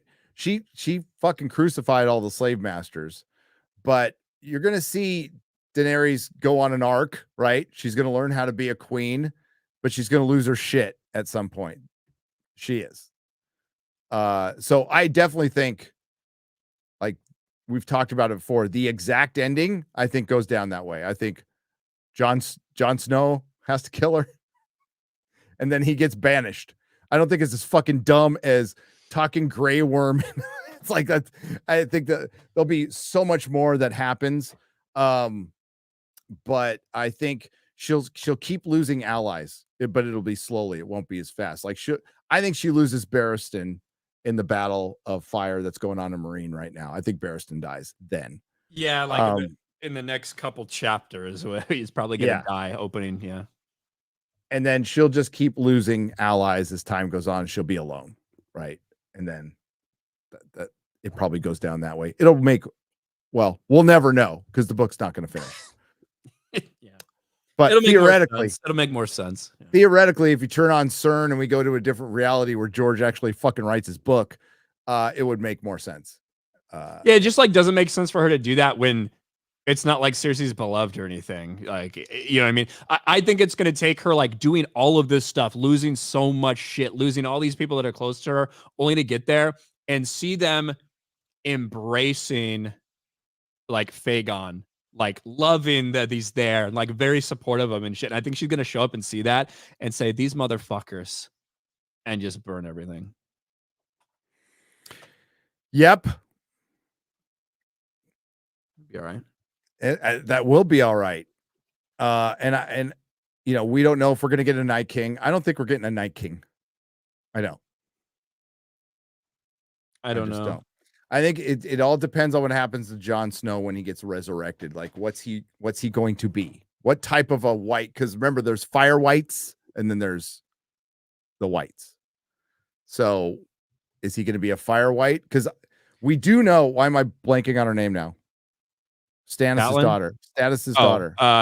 Shireen. Sure. Yeah. We do know that, like George said specifically, she gets burned. Like that happens. So that Shireen gets fucking burned. We know that happens. And I think that sacrifice is what brings Jon back. I think that's it wasn't meant to, but it was I think that sacrifice brings Jon back. I mean, George has been very adamant that death has consequences. The death changes you. And so we're not going to get the Jon Snow that we got in the show. There's like nothing different about him. Other he's got a couple holes in him. We're going to get like a very different person, especially if he spent a little bit of time in Ghost. You know, Yep. like because he has, right? He will. If he spent a significant amount of time in Ghost and then he comes back, he's going to be very, very different. So yeah, and Alt Shift X just did a video on it. He's very different in the books. He's way more. He's that was getting a more politically fantastic fucking yeah. video. That was a fantastic video by him, like showing how much is wrong with the Jon Snow portrayal in the show. Not wrong, just different, right? It's not the same character. The idea that Jon, like, just this completely good, never tell a lie, honorable, like whatever. That's not who he is in the books. Not to say he's bad or anything, but no, he he'll killed Corn mislead. Halfhand, dude. I mean, he had to, but he killed him. That was still fucked up. Corn Halfhand killed himself. Yeah, but it's still fucked up. You know, it's not good. He had no choice. He's totally justified, but it's still fucked up. I don't even think that's fucked up. I think that was like Corn was killing himself. Yeah. I don't think that's fucked up. He likes Val. He wants to bang Val. Mm-hmm. But I guess everybody wants to bang Val. Apparently, she's really hot. And he switches the babies and shit. That is like a crazy thing, right? For him, I like the idea of him doing something like that, of switching those babies, and that Gilly's baby has a potential to be killed because of that, and he knowingly makes her go anyway with the other baby. And that baby's supposed to be a white, by the way. It's supposed to be sacrificed to the others. Not a white, an other. It's supposed to be an other. So I just don't think for like, if you just watch the show, I don't think anyone would dare think that Jon could do something like that. No, but he does it. Yeah, it's fucked up. Even Sam. He feels fucked up about it. He doesn't feel good about it, but he does what he thinks is best. There's a crazy hot redhead wants to burn babies. Yeah. Well, and he also like shows a lot of. He shouldn't be going out of his way like this to help Stannis and be so close to Stannis with all the shit that's going on in the realm. He definitely shouldn't, but he's kind of choosing a side. Yep. Stannis the Manus, by the way. Hail Stannis. Fucking the one true king. The one true king. That son of a bitch. Just saw Two Towers in theaters for the first time, says Adam Milne, for 2 Canadian pesos. Awesome. Hope you loved it. Hope you guys enjoyed that. Angry Goat, been a member for 27 months. Of all the characters I don't really understand, Helena. She's a dreamer. No one understands her. Feels like there should be more, but I missed it. Yeah, like Ryan perfectly described. They just made her autistic, and that's going to be interesting. I think because I think it would have been fine to make her pretty normal that she was a dreamer, and then like having her kid beheaded right in front of her would make her crazy. I think that would be enough. I don't mind it. Like it would be kind of, if you didn't have her be like a little weird like that, there would be like no point for her even being in the show. Like she's a nothing character until she watches her kid's head get chopped off. Now, do they add to her character later? Maybe, like maybe she gets a little more, but she just locked herself in a room pretty much for the rest of the time, and like jumps off and kills herself. Yeah. The only reason I don't think Adam and Alan are Corlys's is because Valerians have never been dragon riders until Lena and Laenor. Yeah. So like that's the thing. Either they're Corlys's kids or they're random bastards. Yeah, there must be that he sees, and then he just convinces himself that they must be his kids, even though they're not. I think they could be descendants from some fucking Targaryen fucking around 50 years ago. Do you know what I mean? But you could have a drop of dragon blood, and the dragons will at least react to you. We with Plum, we got that. The dragons were a little nice around him, and they liked him because he had a little drop of dragon blood, he thinks. So maybe maybe not from the Corlys side, but maybe from another side. Does that mean Robert could ride a dragon? Maybe. Robert was what, like Baratheons. 16th Targaryen or some shit, like, or maybe 1/8. Yeah, they're all descended. Well, the later ones are descended from Targaryens, yes. Yeah, because like it was some aunt or some shit. Yep.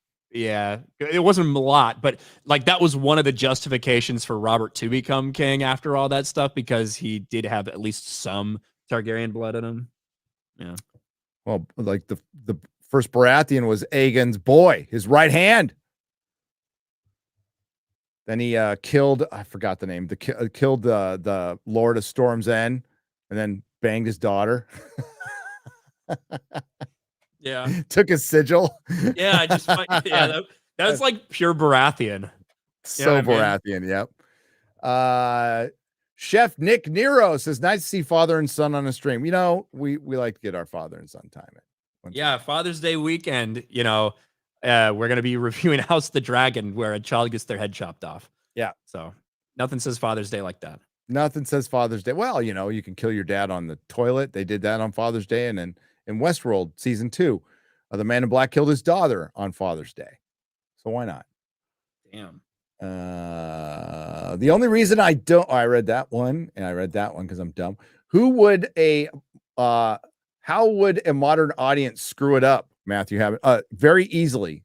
They could easily screw this up if they start amping up Alicent's role and like Alicent dons armor and fucking rides a dragon against Rhaenyra. That would be some fucking retarded shit.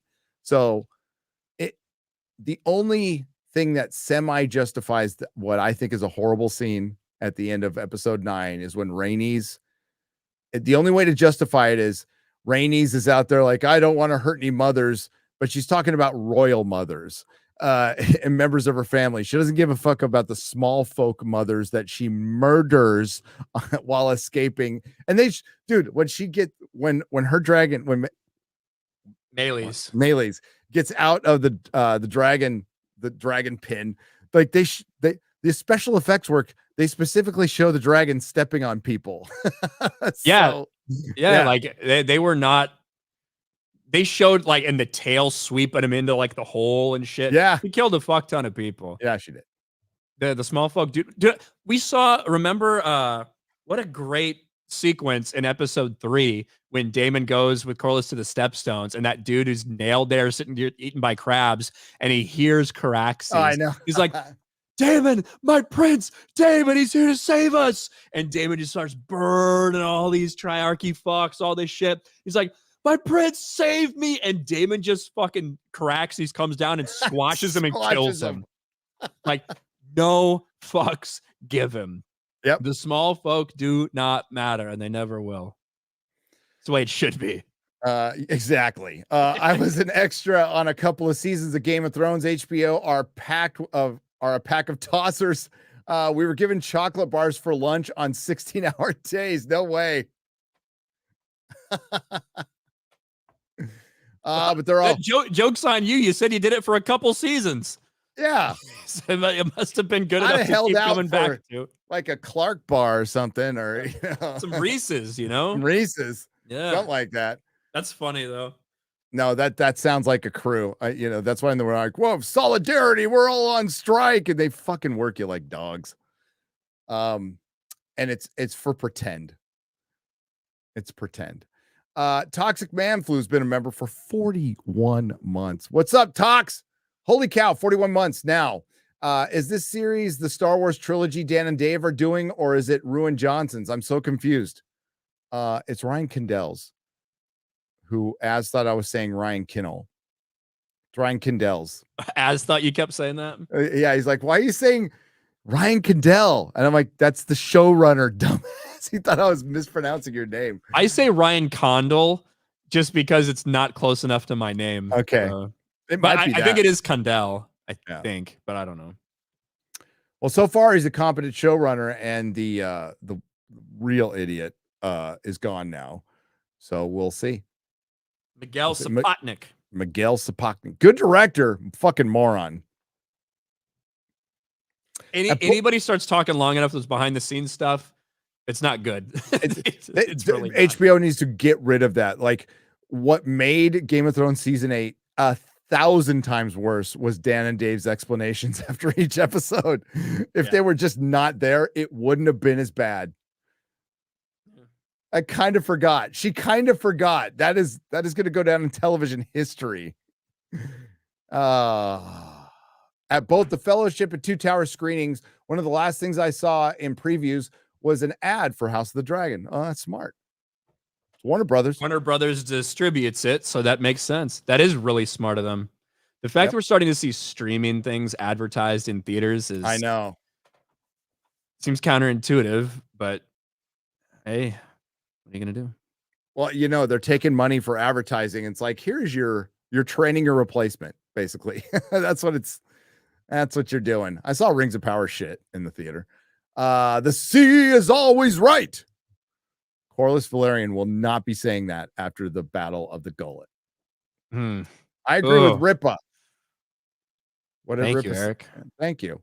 Can't get behind Ryan's idea of seeing Bobby B's rebellion and Aegon's conquest, though I'd love to see him. Though the first Blackfire, he said can get. You added a T randomly. I just wanted him to disagree with you to create some drama. That's what I was doing. Or I'm retarded. I apologize, Adler BW. I'm gonna reread that. Can get behind Ryan's idea of seeing Bobby B's rebellion and Aegon's conquest. Those would be fucking bangers. If they cast it right, those would be great. Though the first Blackfire rebellion would also be cool. Beneath the gold, the bitter steel. Yeah. Somebody asked me the other day on Twitter, I think it was Blue Eyed Scorpio's retarded ass, because he couldn't look it up for himself. But he's like, hey, and he tags me. He's like, how old would Henry Cavill make a good young Robert Baratheon? And I was like, well, Henry Cavill's like older than Robert Baratheon was when he died, so probably not. No. He was like 20 or 21 during the rebellion. He's super young. Yeah. I always thought that Henry Cavill would make a good Aegon, but he's too old for that kind of too. Yeah. But I always saw him in that role. Hell yeah. We'll see. I think that one will happen. I think that one will get that one. I think the Dunk and Egg stuff could be pretty good. It'll be very different, but it could be pretty good. Kind of like Lone Wolf and Cub in Westeros. It's basically what it is. Would you have liked to see the story expanded to Yi or Southaros? I like those left to your imagination. I don't need everything explained. Like A Shy by the Shadow is awesome, and it's very Lovecraftian, and it's great in your imagination. I don't think we ever need to go there. Maybe if Daenerys has like a vision or something, that'd be fine. But no, I like that world just not being part of it. And it also implicates, the Empire of the Dawn. If you ever watched Lightbringer's videos on the Empire of the Dawn, and those were the true dragon riders and stuff. I just like that lore being out there. I think that adds texture to your story that you don't need every detail of. Yeah, you don't need to explain it. It's good to have a little bit of substance, but a lot of mystery. Like all the mazes and all the oily stone, that shows up everywhere. Yeah. I think it's just we never need to know what that is. Nope. Always felt like lost opportunities. Read World of Ice and Fire. That's one of the history books that I fucking love. I love that book, man. It has got some good world building lore in it. That's all it is. Plus, Roy Dutree still reads part of that one on the audiobook. You all right, Ryan? Do you need to go soon? I'm good. We're Okay. almost through, yeah. Yeah, we are. Charlie Sinclair says Padres make me sad. We are a 500 team. The Padres make me sad every year. Every year. They were born. Cubs fan. Yeah, well, you won a World Series. Shut the fuck up. I've had 1 year. Yes, but we've been around longer than you. We went 108 years without winning a World Series. It's been 8 years since then. So 1 out of 116 years, we had a good year. I'm going to be like Gen Z. Nothing before I was born fucking mattered. So, especially when it comes to baseball. And the Padres and I were born the same year. And I'm from San Diego. And it's the only team that's still in San Diego. So I'm a Padre fan. But fucking sucks. That is kind of brutal. It's fucking brutal, dude. Like when you think about it from that perspective. Yeah. All my life, I saw him beat the Cubs in the 84 ALCS. Fucking Steve Garvey. That was fucking awesome, dude. My dad had such a cool fucking like cup that had like a newspaper article about that NLC championship stuff from back in the day that I like vividly remember. It stands out in my head. I don't know why they would make a newspaper into a cup, but they did, and they sold them like crazy. Oh, dude, they used to do that. Yeah. My Grammy from South Dakota used to take empty beer cans and crochet them into hats and make like Coors hats for the kids for Christmas. So she'd give us Coors hats. Were they Fucking- like smashed or still? No, so she cut them like it's a can, and she cut it the top off so the aluminum would come out like this, and then she cut it in strips. So you'd have strips of like a quarter or a third of a can and little crochet in between. It's a goofy ass fucking crochet German grandma. Okay. She was fucking awesome though. That's really crazy that you ended up abusing alcohol and drugs. It's so weird. It's so weird. Thanks for becoming a member. Dragon Lizard. Appreciate you. Lucifer the Doberman for 5 Canadian pesos. I really want a Blood Raven spinoff. Fucking Blood Raven's awesome. Great character. My favorite character. Off of Duncan Egg. You know it would be good. But I think he's best as a background character in the shadows manipulating things. Because he was actually, we don't know if he's good or not. We still don't know if he's good or not. It's very questionable. He might, and good might not be a good application for him. He is doing what's best for the realm, but he's doing some extremely fucked up things, including possibly grooming Bran to take over his body. So, yeah, he is doing things against other people's will. The way he used Jojen and stuff like that. Do you know what I mean? Like, yeah, obviously this is the total for the greater good story. it is. If that is actually what he's doing. You know, if that's what he's doing, if he's even in control, it might be the children of the forest wanting to just want all the men to kill themselves. Because it might be their final play. You know, do we trust these little children of the forest, these little deer looking elfy people? I don't trust them. they look like comics division. They look like comics division. Default for $4.99. What battles are you most looking forward to? As awesome as the dragon fights are going to be, I still hope we get to see the fish feed. Could be epic. I want to see the fish feed. Because just a lot of people fucking die. And it's like, it's one army backed up against a lake. So they got nowhere to fucking go. And they fight in the reeds and shit and in armor. And it's just a bunch of Northmen who specifically went down there to die. It's a bunch of old, grizzled Northmen. It's like when the food stores get too low, they like go south to fight. Yeah. Like, you know what I mean? Which is kind of tells you about the Northerners a lot. Yep. And the Battle of the Gullet. I think that's going to be epic. I think that's going to be kind of epic. Battle of the Gullet is what I'm looking for. Rook's Rest is whatever. Really, it's the dragon fight we're looking for there. But yeah, Battle of the Gullet's going to be nuts. The crazy thing about season 1 is it's not about the battles. It's about these characters interacting with each other. You get very little action. And it didn't need any. No, it really didn't. I mean, there was some good action in it, but the best scenes, the best TV scene I've seen in years was a guy walking across a hall for his daughter. Like, yeah. And the reality is, as crazy as Game of Thrones became later on, and people loved some of the big battles and stuff, what made it good in the beginning was not the battles. They didn't have the budget for it. They skipped over battles that happened in the book. Yep. Because they didn't have the budget for it. What made it good was the characters interacting with each other with their different agendas and their different personalities. Yep. Like that is what made it good. I was thinking about that when I was rewatching it. Well, that's where George excels. George excels in dialogue. Like his fucking dialogue and his character interaction is unbelievable. And one of the better speeches wasn't in the book. You know, chaos is a ladder, but like all of Tyrion shit, that's lifted right from the book. Right from the good book. Stuff is, you can tell when they run out of dialogue for these characters like Tyrion and Varys because they start sounding retarded. They just make cock jokes. Which, listen, nothing wrong with a good dick joke, but for these characters, if that's all it is, that's a problem. And Varys, they made too good. Way too good. You know, because he ain't. God. A Dance with Dragons. that epilogue is fucking awesome. It's like something finally fucking happens for one, and dude, it happens as Ryan yawns.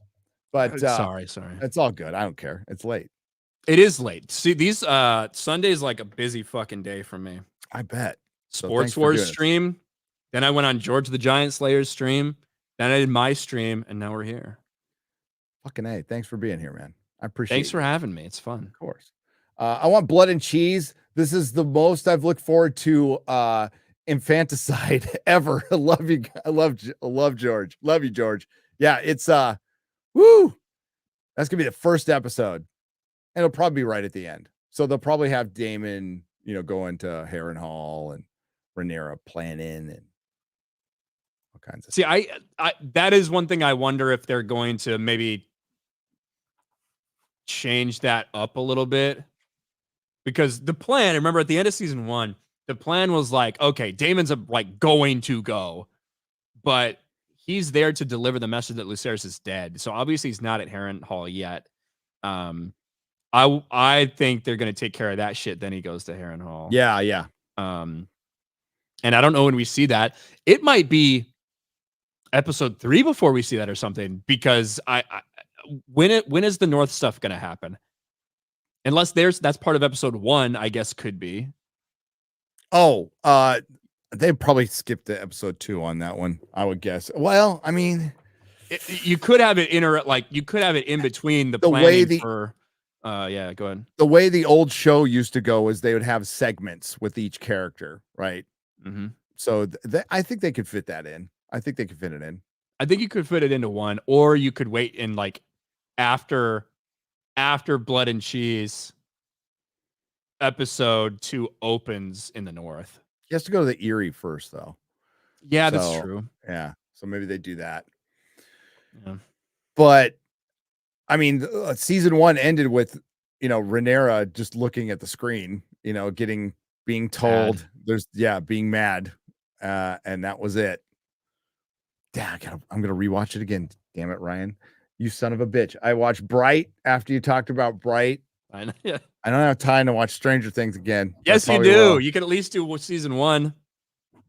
Do season 1 and season 4. Yeah, I can do that. I rewatched Stranger Things again as well.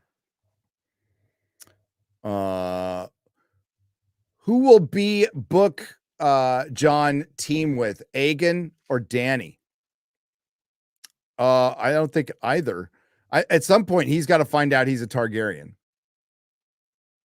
So we'll have 3 Targaryens running around. Maybe, or 2 Targaryens and a Blackfire. I think Aegon is at least a Blackfire. And that's assuming that Jon is not actually a bastard and there was actually a marriage. Because if there wasn't, he's just a fucking bastard. Yep. And what's the fucking point? What? Then just leave him dead, which would suck. I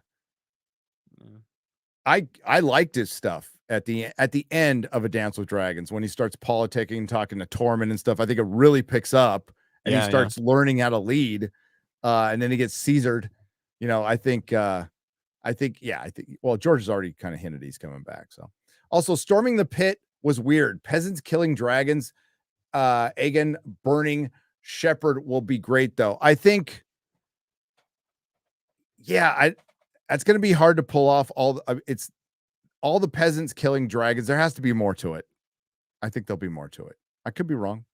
Well, they're trapped and they're chained up, Yeah. And it's not like who gets killed in that. There's 4 dragons that get killed in that, right?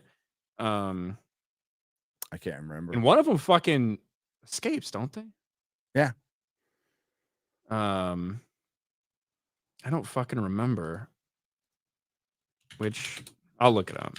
Well, 2 of the biggest dragons take care of themselves later. So yeah, that's true. And the cannibal just kind of fucks off. The cannibal doesn't get involved in any of the fighting. Nobody rides the cannibal, and he just disappears out of the story. So I'm gone. Yeah. Yeah. And could still be alive somewhere, as far as we know. Yeah, I guess. Like, how long did Balerion live? Nettles and Sheep Stealer fuck off too. Yeah, like never to be seen. And there's like theories out there that Damon actually survived and stuff like that, and he just went to live with Nettles. Yeah. I think he died. I think he died too. But it's nice I never found a body because you never know. Yep. You never know. Well, he's a popular character too. Blackguard 4 gifted 10 Nerdrotic memberships. Hail, thank you. Trucker Mark for $10. I watched all of season 1 of House of the Dragon to get ready for season 2. Plus, I hope you're not mad. I had to switch off your channel membership to help Shadversity. Go ahead. That's fine. Help Shad. Send him another sword. Send him another sword to break. Yeah. But thanks, though. It's all good. Dirt King for $10. I think Danny's going to hit the city with dragon fire to smash through the wall and cook off the city with the wildfire that would have been there since Ares' time, and that will cause to crack like an egg. Maybe. I just think that as much as we hate a lot of the ending of Game of Thrones, the reason that some of these things happened was because George told them this was going to happen. Oh, he did. And he did at a dinner. Yeah. 100%. And so Bran being king, definitely going to fucking happen. Yes. Danny burning the city, intentionally burning the city and going Mad Queen. That is going to happen, in my opinion. But I think Cersei using the wildfire is going to happen. I think could definitely be a thing. And I didn't hate that. I hate how quickly they got rid of just all the Tyrells, but yeah, like of the later seasons, I definitely like them blowing up the Sept. It was pretty crazy. Yeah, that was nuts. I think in order of the Green Hands theory about Jon being the true son of Ned is correct. Their videos are great. I like Order of the Green Hand. They are good videos. I think I've seen that one. Yeah. There's a lot of fun theories out there that if either one was true, I'd be fun. One of them is going to be right. Everybody's had enough time to think about it. Like it's going to be right. We've had too much time to think about it. That's the problem. Way fucking too much time. Atomic Zam for $5 says, I think Stoneheart brings Jon back to life. Thematically, that would be cool. Yeah. That would be 100%. cool. Like Beric did to her. Recall her talking about her guilt when Jon was sick as a baby. Heartless Jon would be great. Yeah. I think that's a possibility. But I still think it could be Shireen's sacrifice that does it. Unless you're saying Stoneheart like just passes her life force like Beric did. But they're definitely setting up Lady Stoneheart for something, and it's not to have long conversations because she can't talk. Yeah. But her little scenes, like her little chapters, are fucking awesome.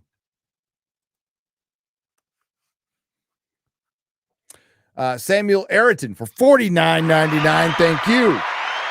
Cersei should have been dealt with first, killed by Jaime, to then have him lead the Lannisters north to assist against the White Walkers. If he did die, they would have revealed pregnant Brain, writing his name, showing what? Pregnant Brain. Did I say Brain? Sounded like you said pregnant brain. Pregnant Brain. Yeah. Brain. That would be cool. Writing his name, showing his line didn't die off. That would be cool. I mean, that'd be interesting, I guess. That the way she and Jaime go out is so fucking retarded. So, and you never get the what's the prophecy that younger brother will basically strangle Cersei. You know what I mean? The Quarren, I forget what it's fucking called. I forgot what it's called too now. It's been so long. But yeah, because that could be Jaime, right? In theory, it could be Jaime. He is technically her younger brother, even though she probably always fears that it's going to be Tyrion. But we didn't see that happen. Saw them hug. Yeah, what the fuck was that called again?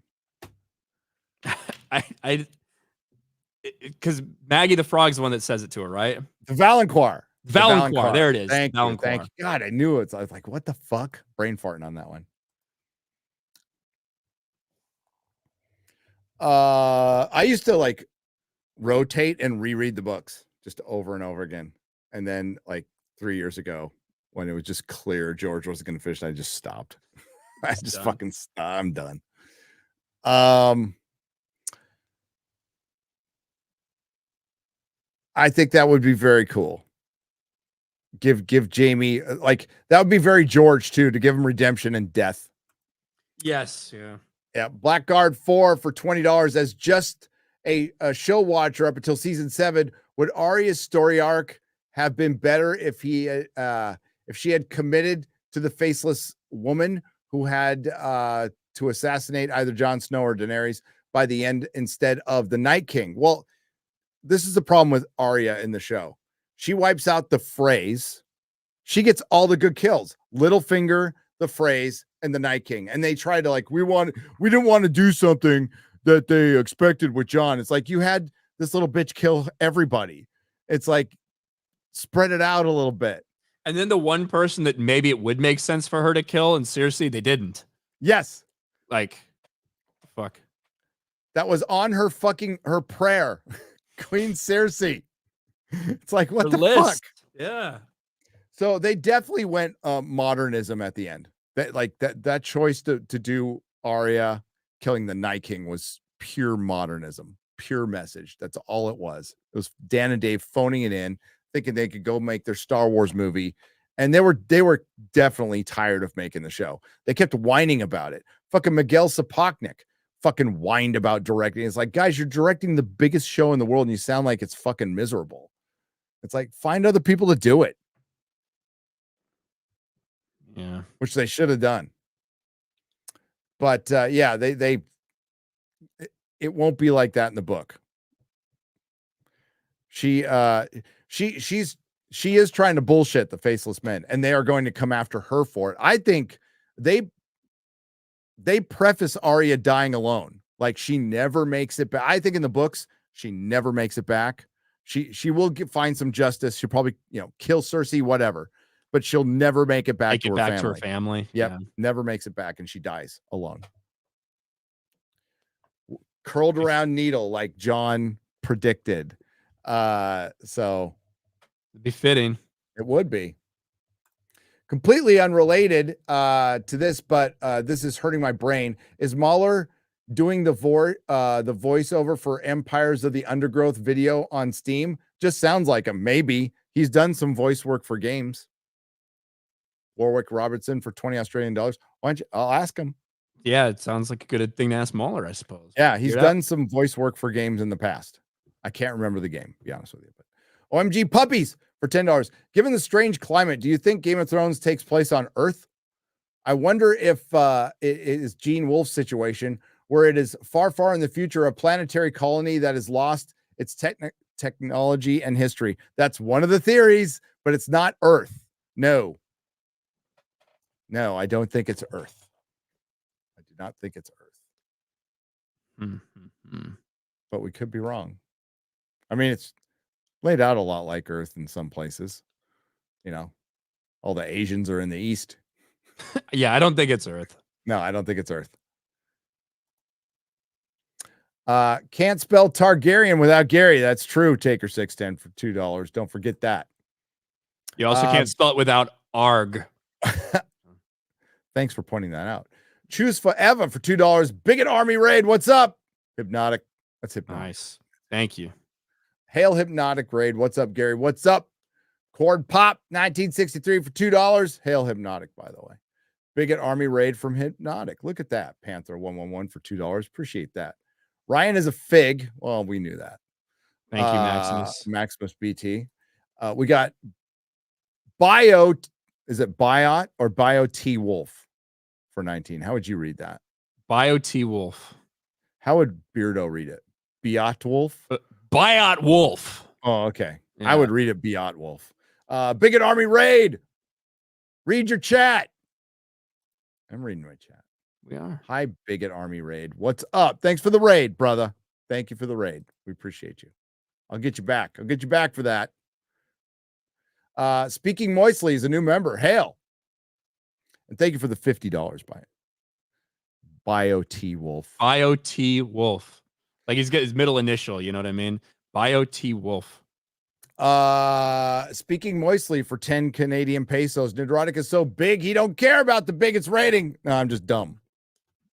And we're talking. So we were having like good theory conversations. I absolutely care though. Thanks for rating, guys. Something Wong is a new member. Hail Something Wong. Bing Tang Ow. Bing Tang Ow. Holy fuck. We too low. BK Outpost. Can we get a Grift Theory again? Aren't you guys doing one soon? Yeah, we're supposed to do like a reunion Star Grift after Acolyte's over. So we got, a couple months. But yeah. Subscribe to Hypnotic if you haven't already, please. Good channel. Good dude. John is Ned and Ashara's son, not a Targ. Okay, the theory doesn't make sense if the story plays out. Then this whole prophecy of John thing is a big fucking red herring, shaggy dog, go nowhere thing. What the fuck's the point of that? Yeah, I think like one thing that really makes people think that there's a timeline that doesn't quite line up. It's like only 8 months instead of like the 9 months it would like be, or some shit that's really convinced people lately that it's not the case. But go back. George has retconned timelines already in the book. Yeah. And I also want to point out that one of the reasons Dan and Dave got the fucking job was they guessed that John was a Targaryen. Yes. That's it. Like, that's it. Yeah. That's something like that in the show is in there because George told them that was it. Yep. Now, is his name going to be Aegon? I don't know. Like things like that. There could be ways that you could justify. Maybe not. His name should be Jaehaerys. But I think Ashara Dane is possibly still around. I think that's a possibility. Whenever they go out of their way to say they never found the body, it's always like maybe, or maybe they just want to keep it a mystery to make you keep thinking about it. But what if John and Aegon ride an old living cannibal? Why not? He still could be out there. Dragons, we don't know what their lifespans are. Totally. Valerian died of old age, right? Yeah. He was fucking old. Yeah. Night King. Oh, wait. And this is Apex Caliber again for $1.99. Night King should have made it to King's Landing. Yes. Not off like his front porch. He didn't make it off his fucking front porch. Now, it would have been so much cooler if they had made it all the way to King's Landing and just fucking. And it wouldn't even wrecking people. It wouldn't have cost much. You could have made episodes like a horror movie where like the small folk are just running from fucking whites and being trapped in like one hut or something. It would have been fucking great. And you've got them having to like work together to make decisions of how many resources do we use to try to save these people versus do we just say fuck off and like let's get to King's Landing as fast as possible and make our last stand there type of shit. Like, yeah, you could have done stuff like that. How cool was it when Sam killed that white? That was fucking cool. With that whole scene where the white comes up. Now it's better in the book, of course, but when the white comes up and the birds or all the crows are just starting to go fucking nuts. And they didn't have them talking as much. I love that every time you hear one of the ravens fucking talk, it's Bran or it's the three-eyed raven, right? Yeah, it means something. Yeah. It definitely means something. That's how John gets fucking elected. That damn crow in the fucking pot or whatever. Yep. Which why is he in a pot? I don't know why he's in a pot. Don't know. I don't know why somebody shoved the Lord Commander's raven into a pot. But he was there. Maybe he's about to get cooked up. Dude, in the Theon chapter from Winds of Winter, where he's talking, which is a great chapter. I've listened to that like 1,000 times, dude.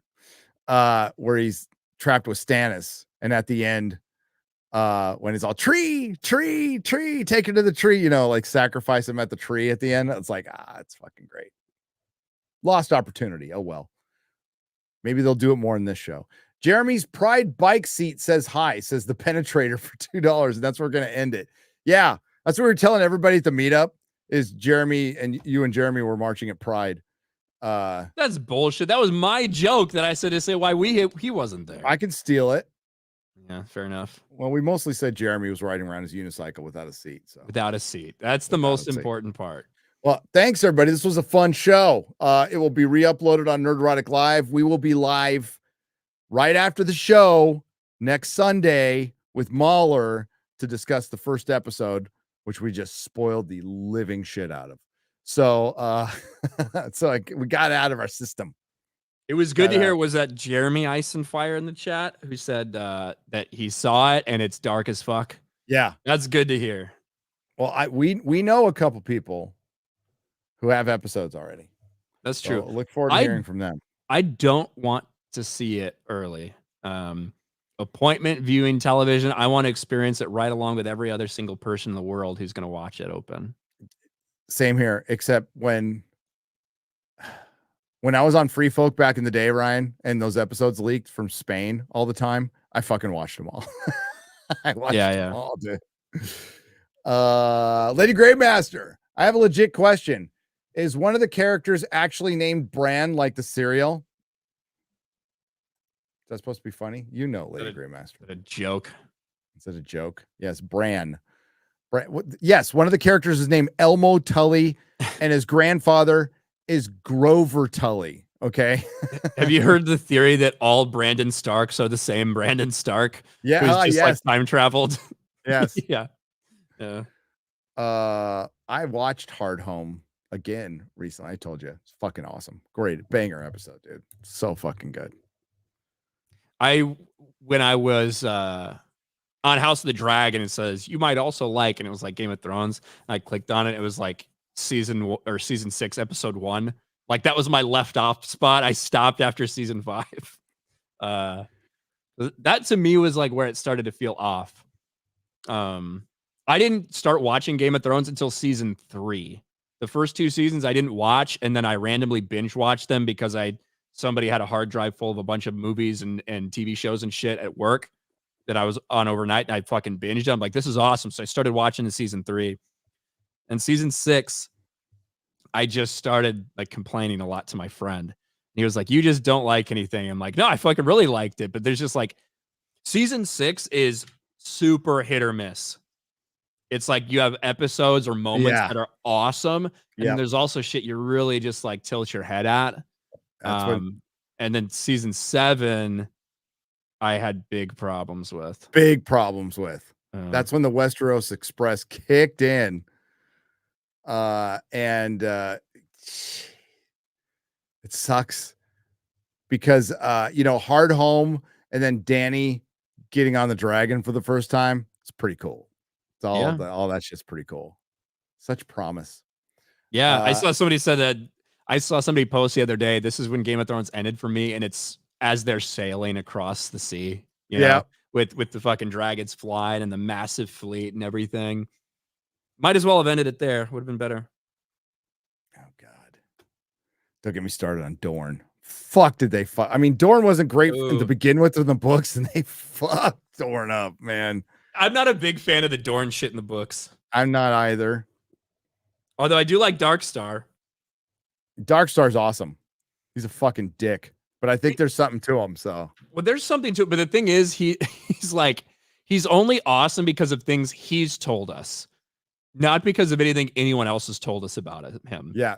Which he's like the only fucking character in the book that's like that. All the other characters like that are fucking about like Euron or whatever. You get perspective from everybody else, like why they're so scared and intimidated of Euron and shit like that.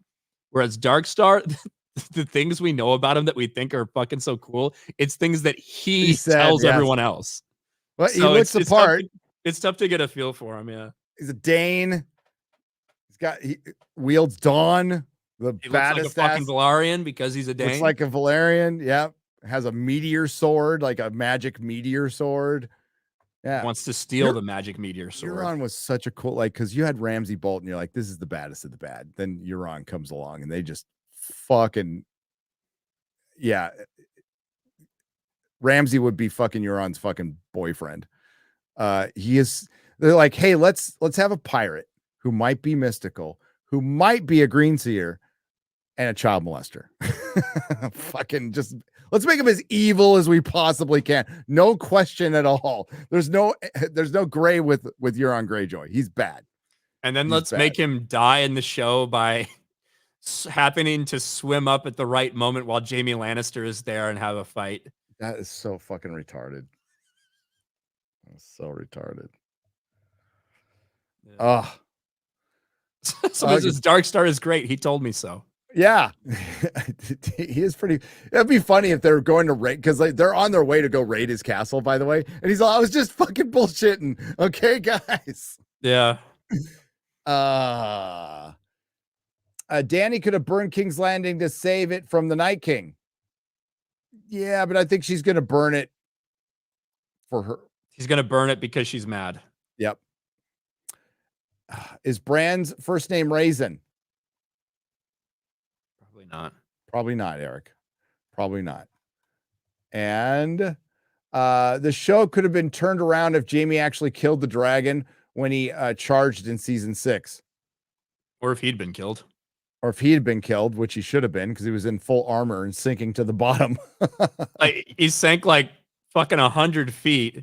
Yep. And then they just pop up out of the water like 3 miles away. And Bronn is awesome, but like totally overused like towards the end. So became a fan favorite, so he's just involved in everything. Yep. He fucking got married and fucked off. He did. He caused a bunch of problems, and Cersei was trying to get him killed, and he wouldn't die because he's fucking Bronn.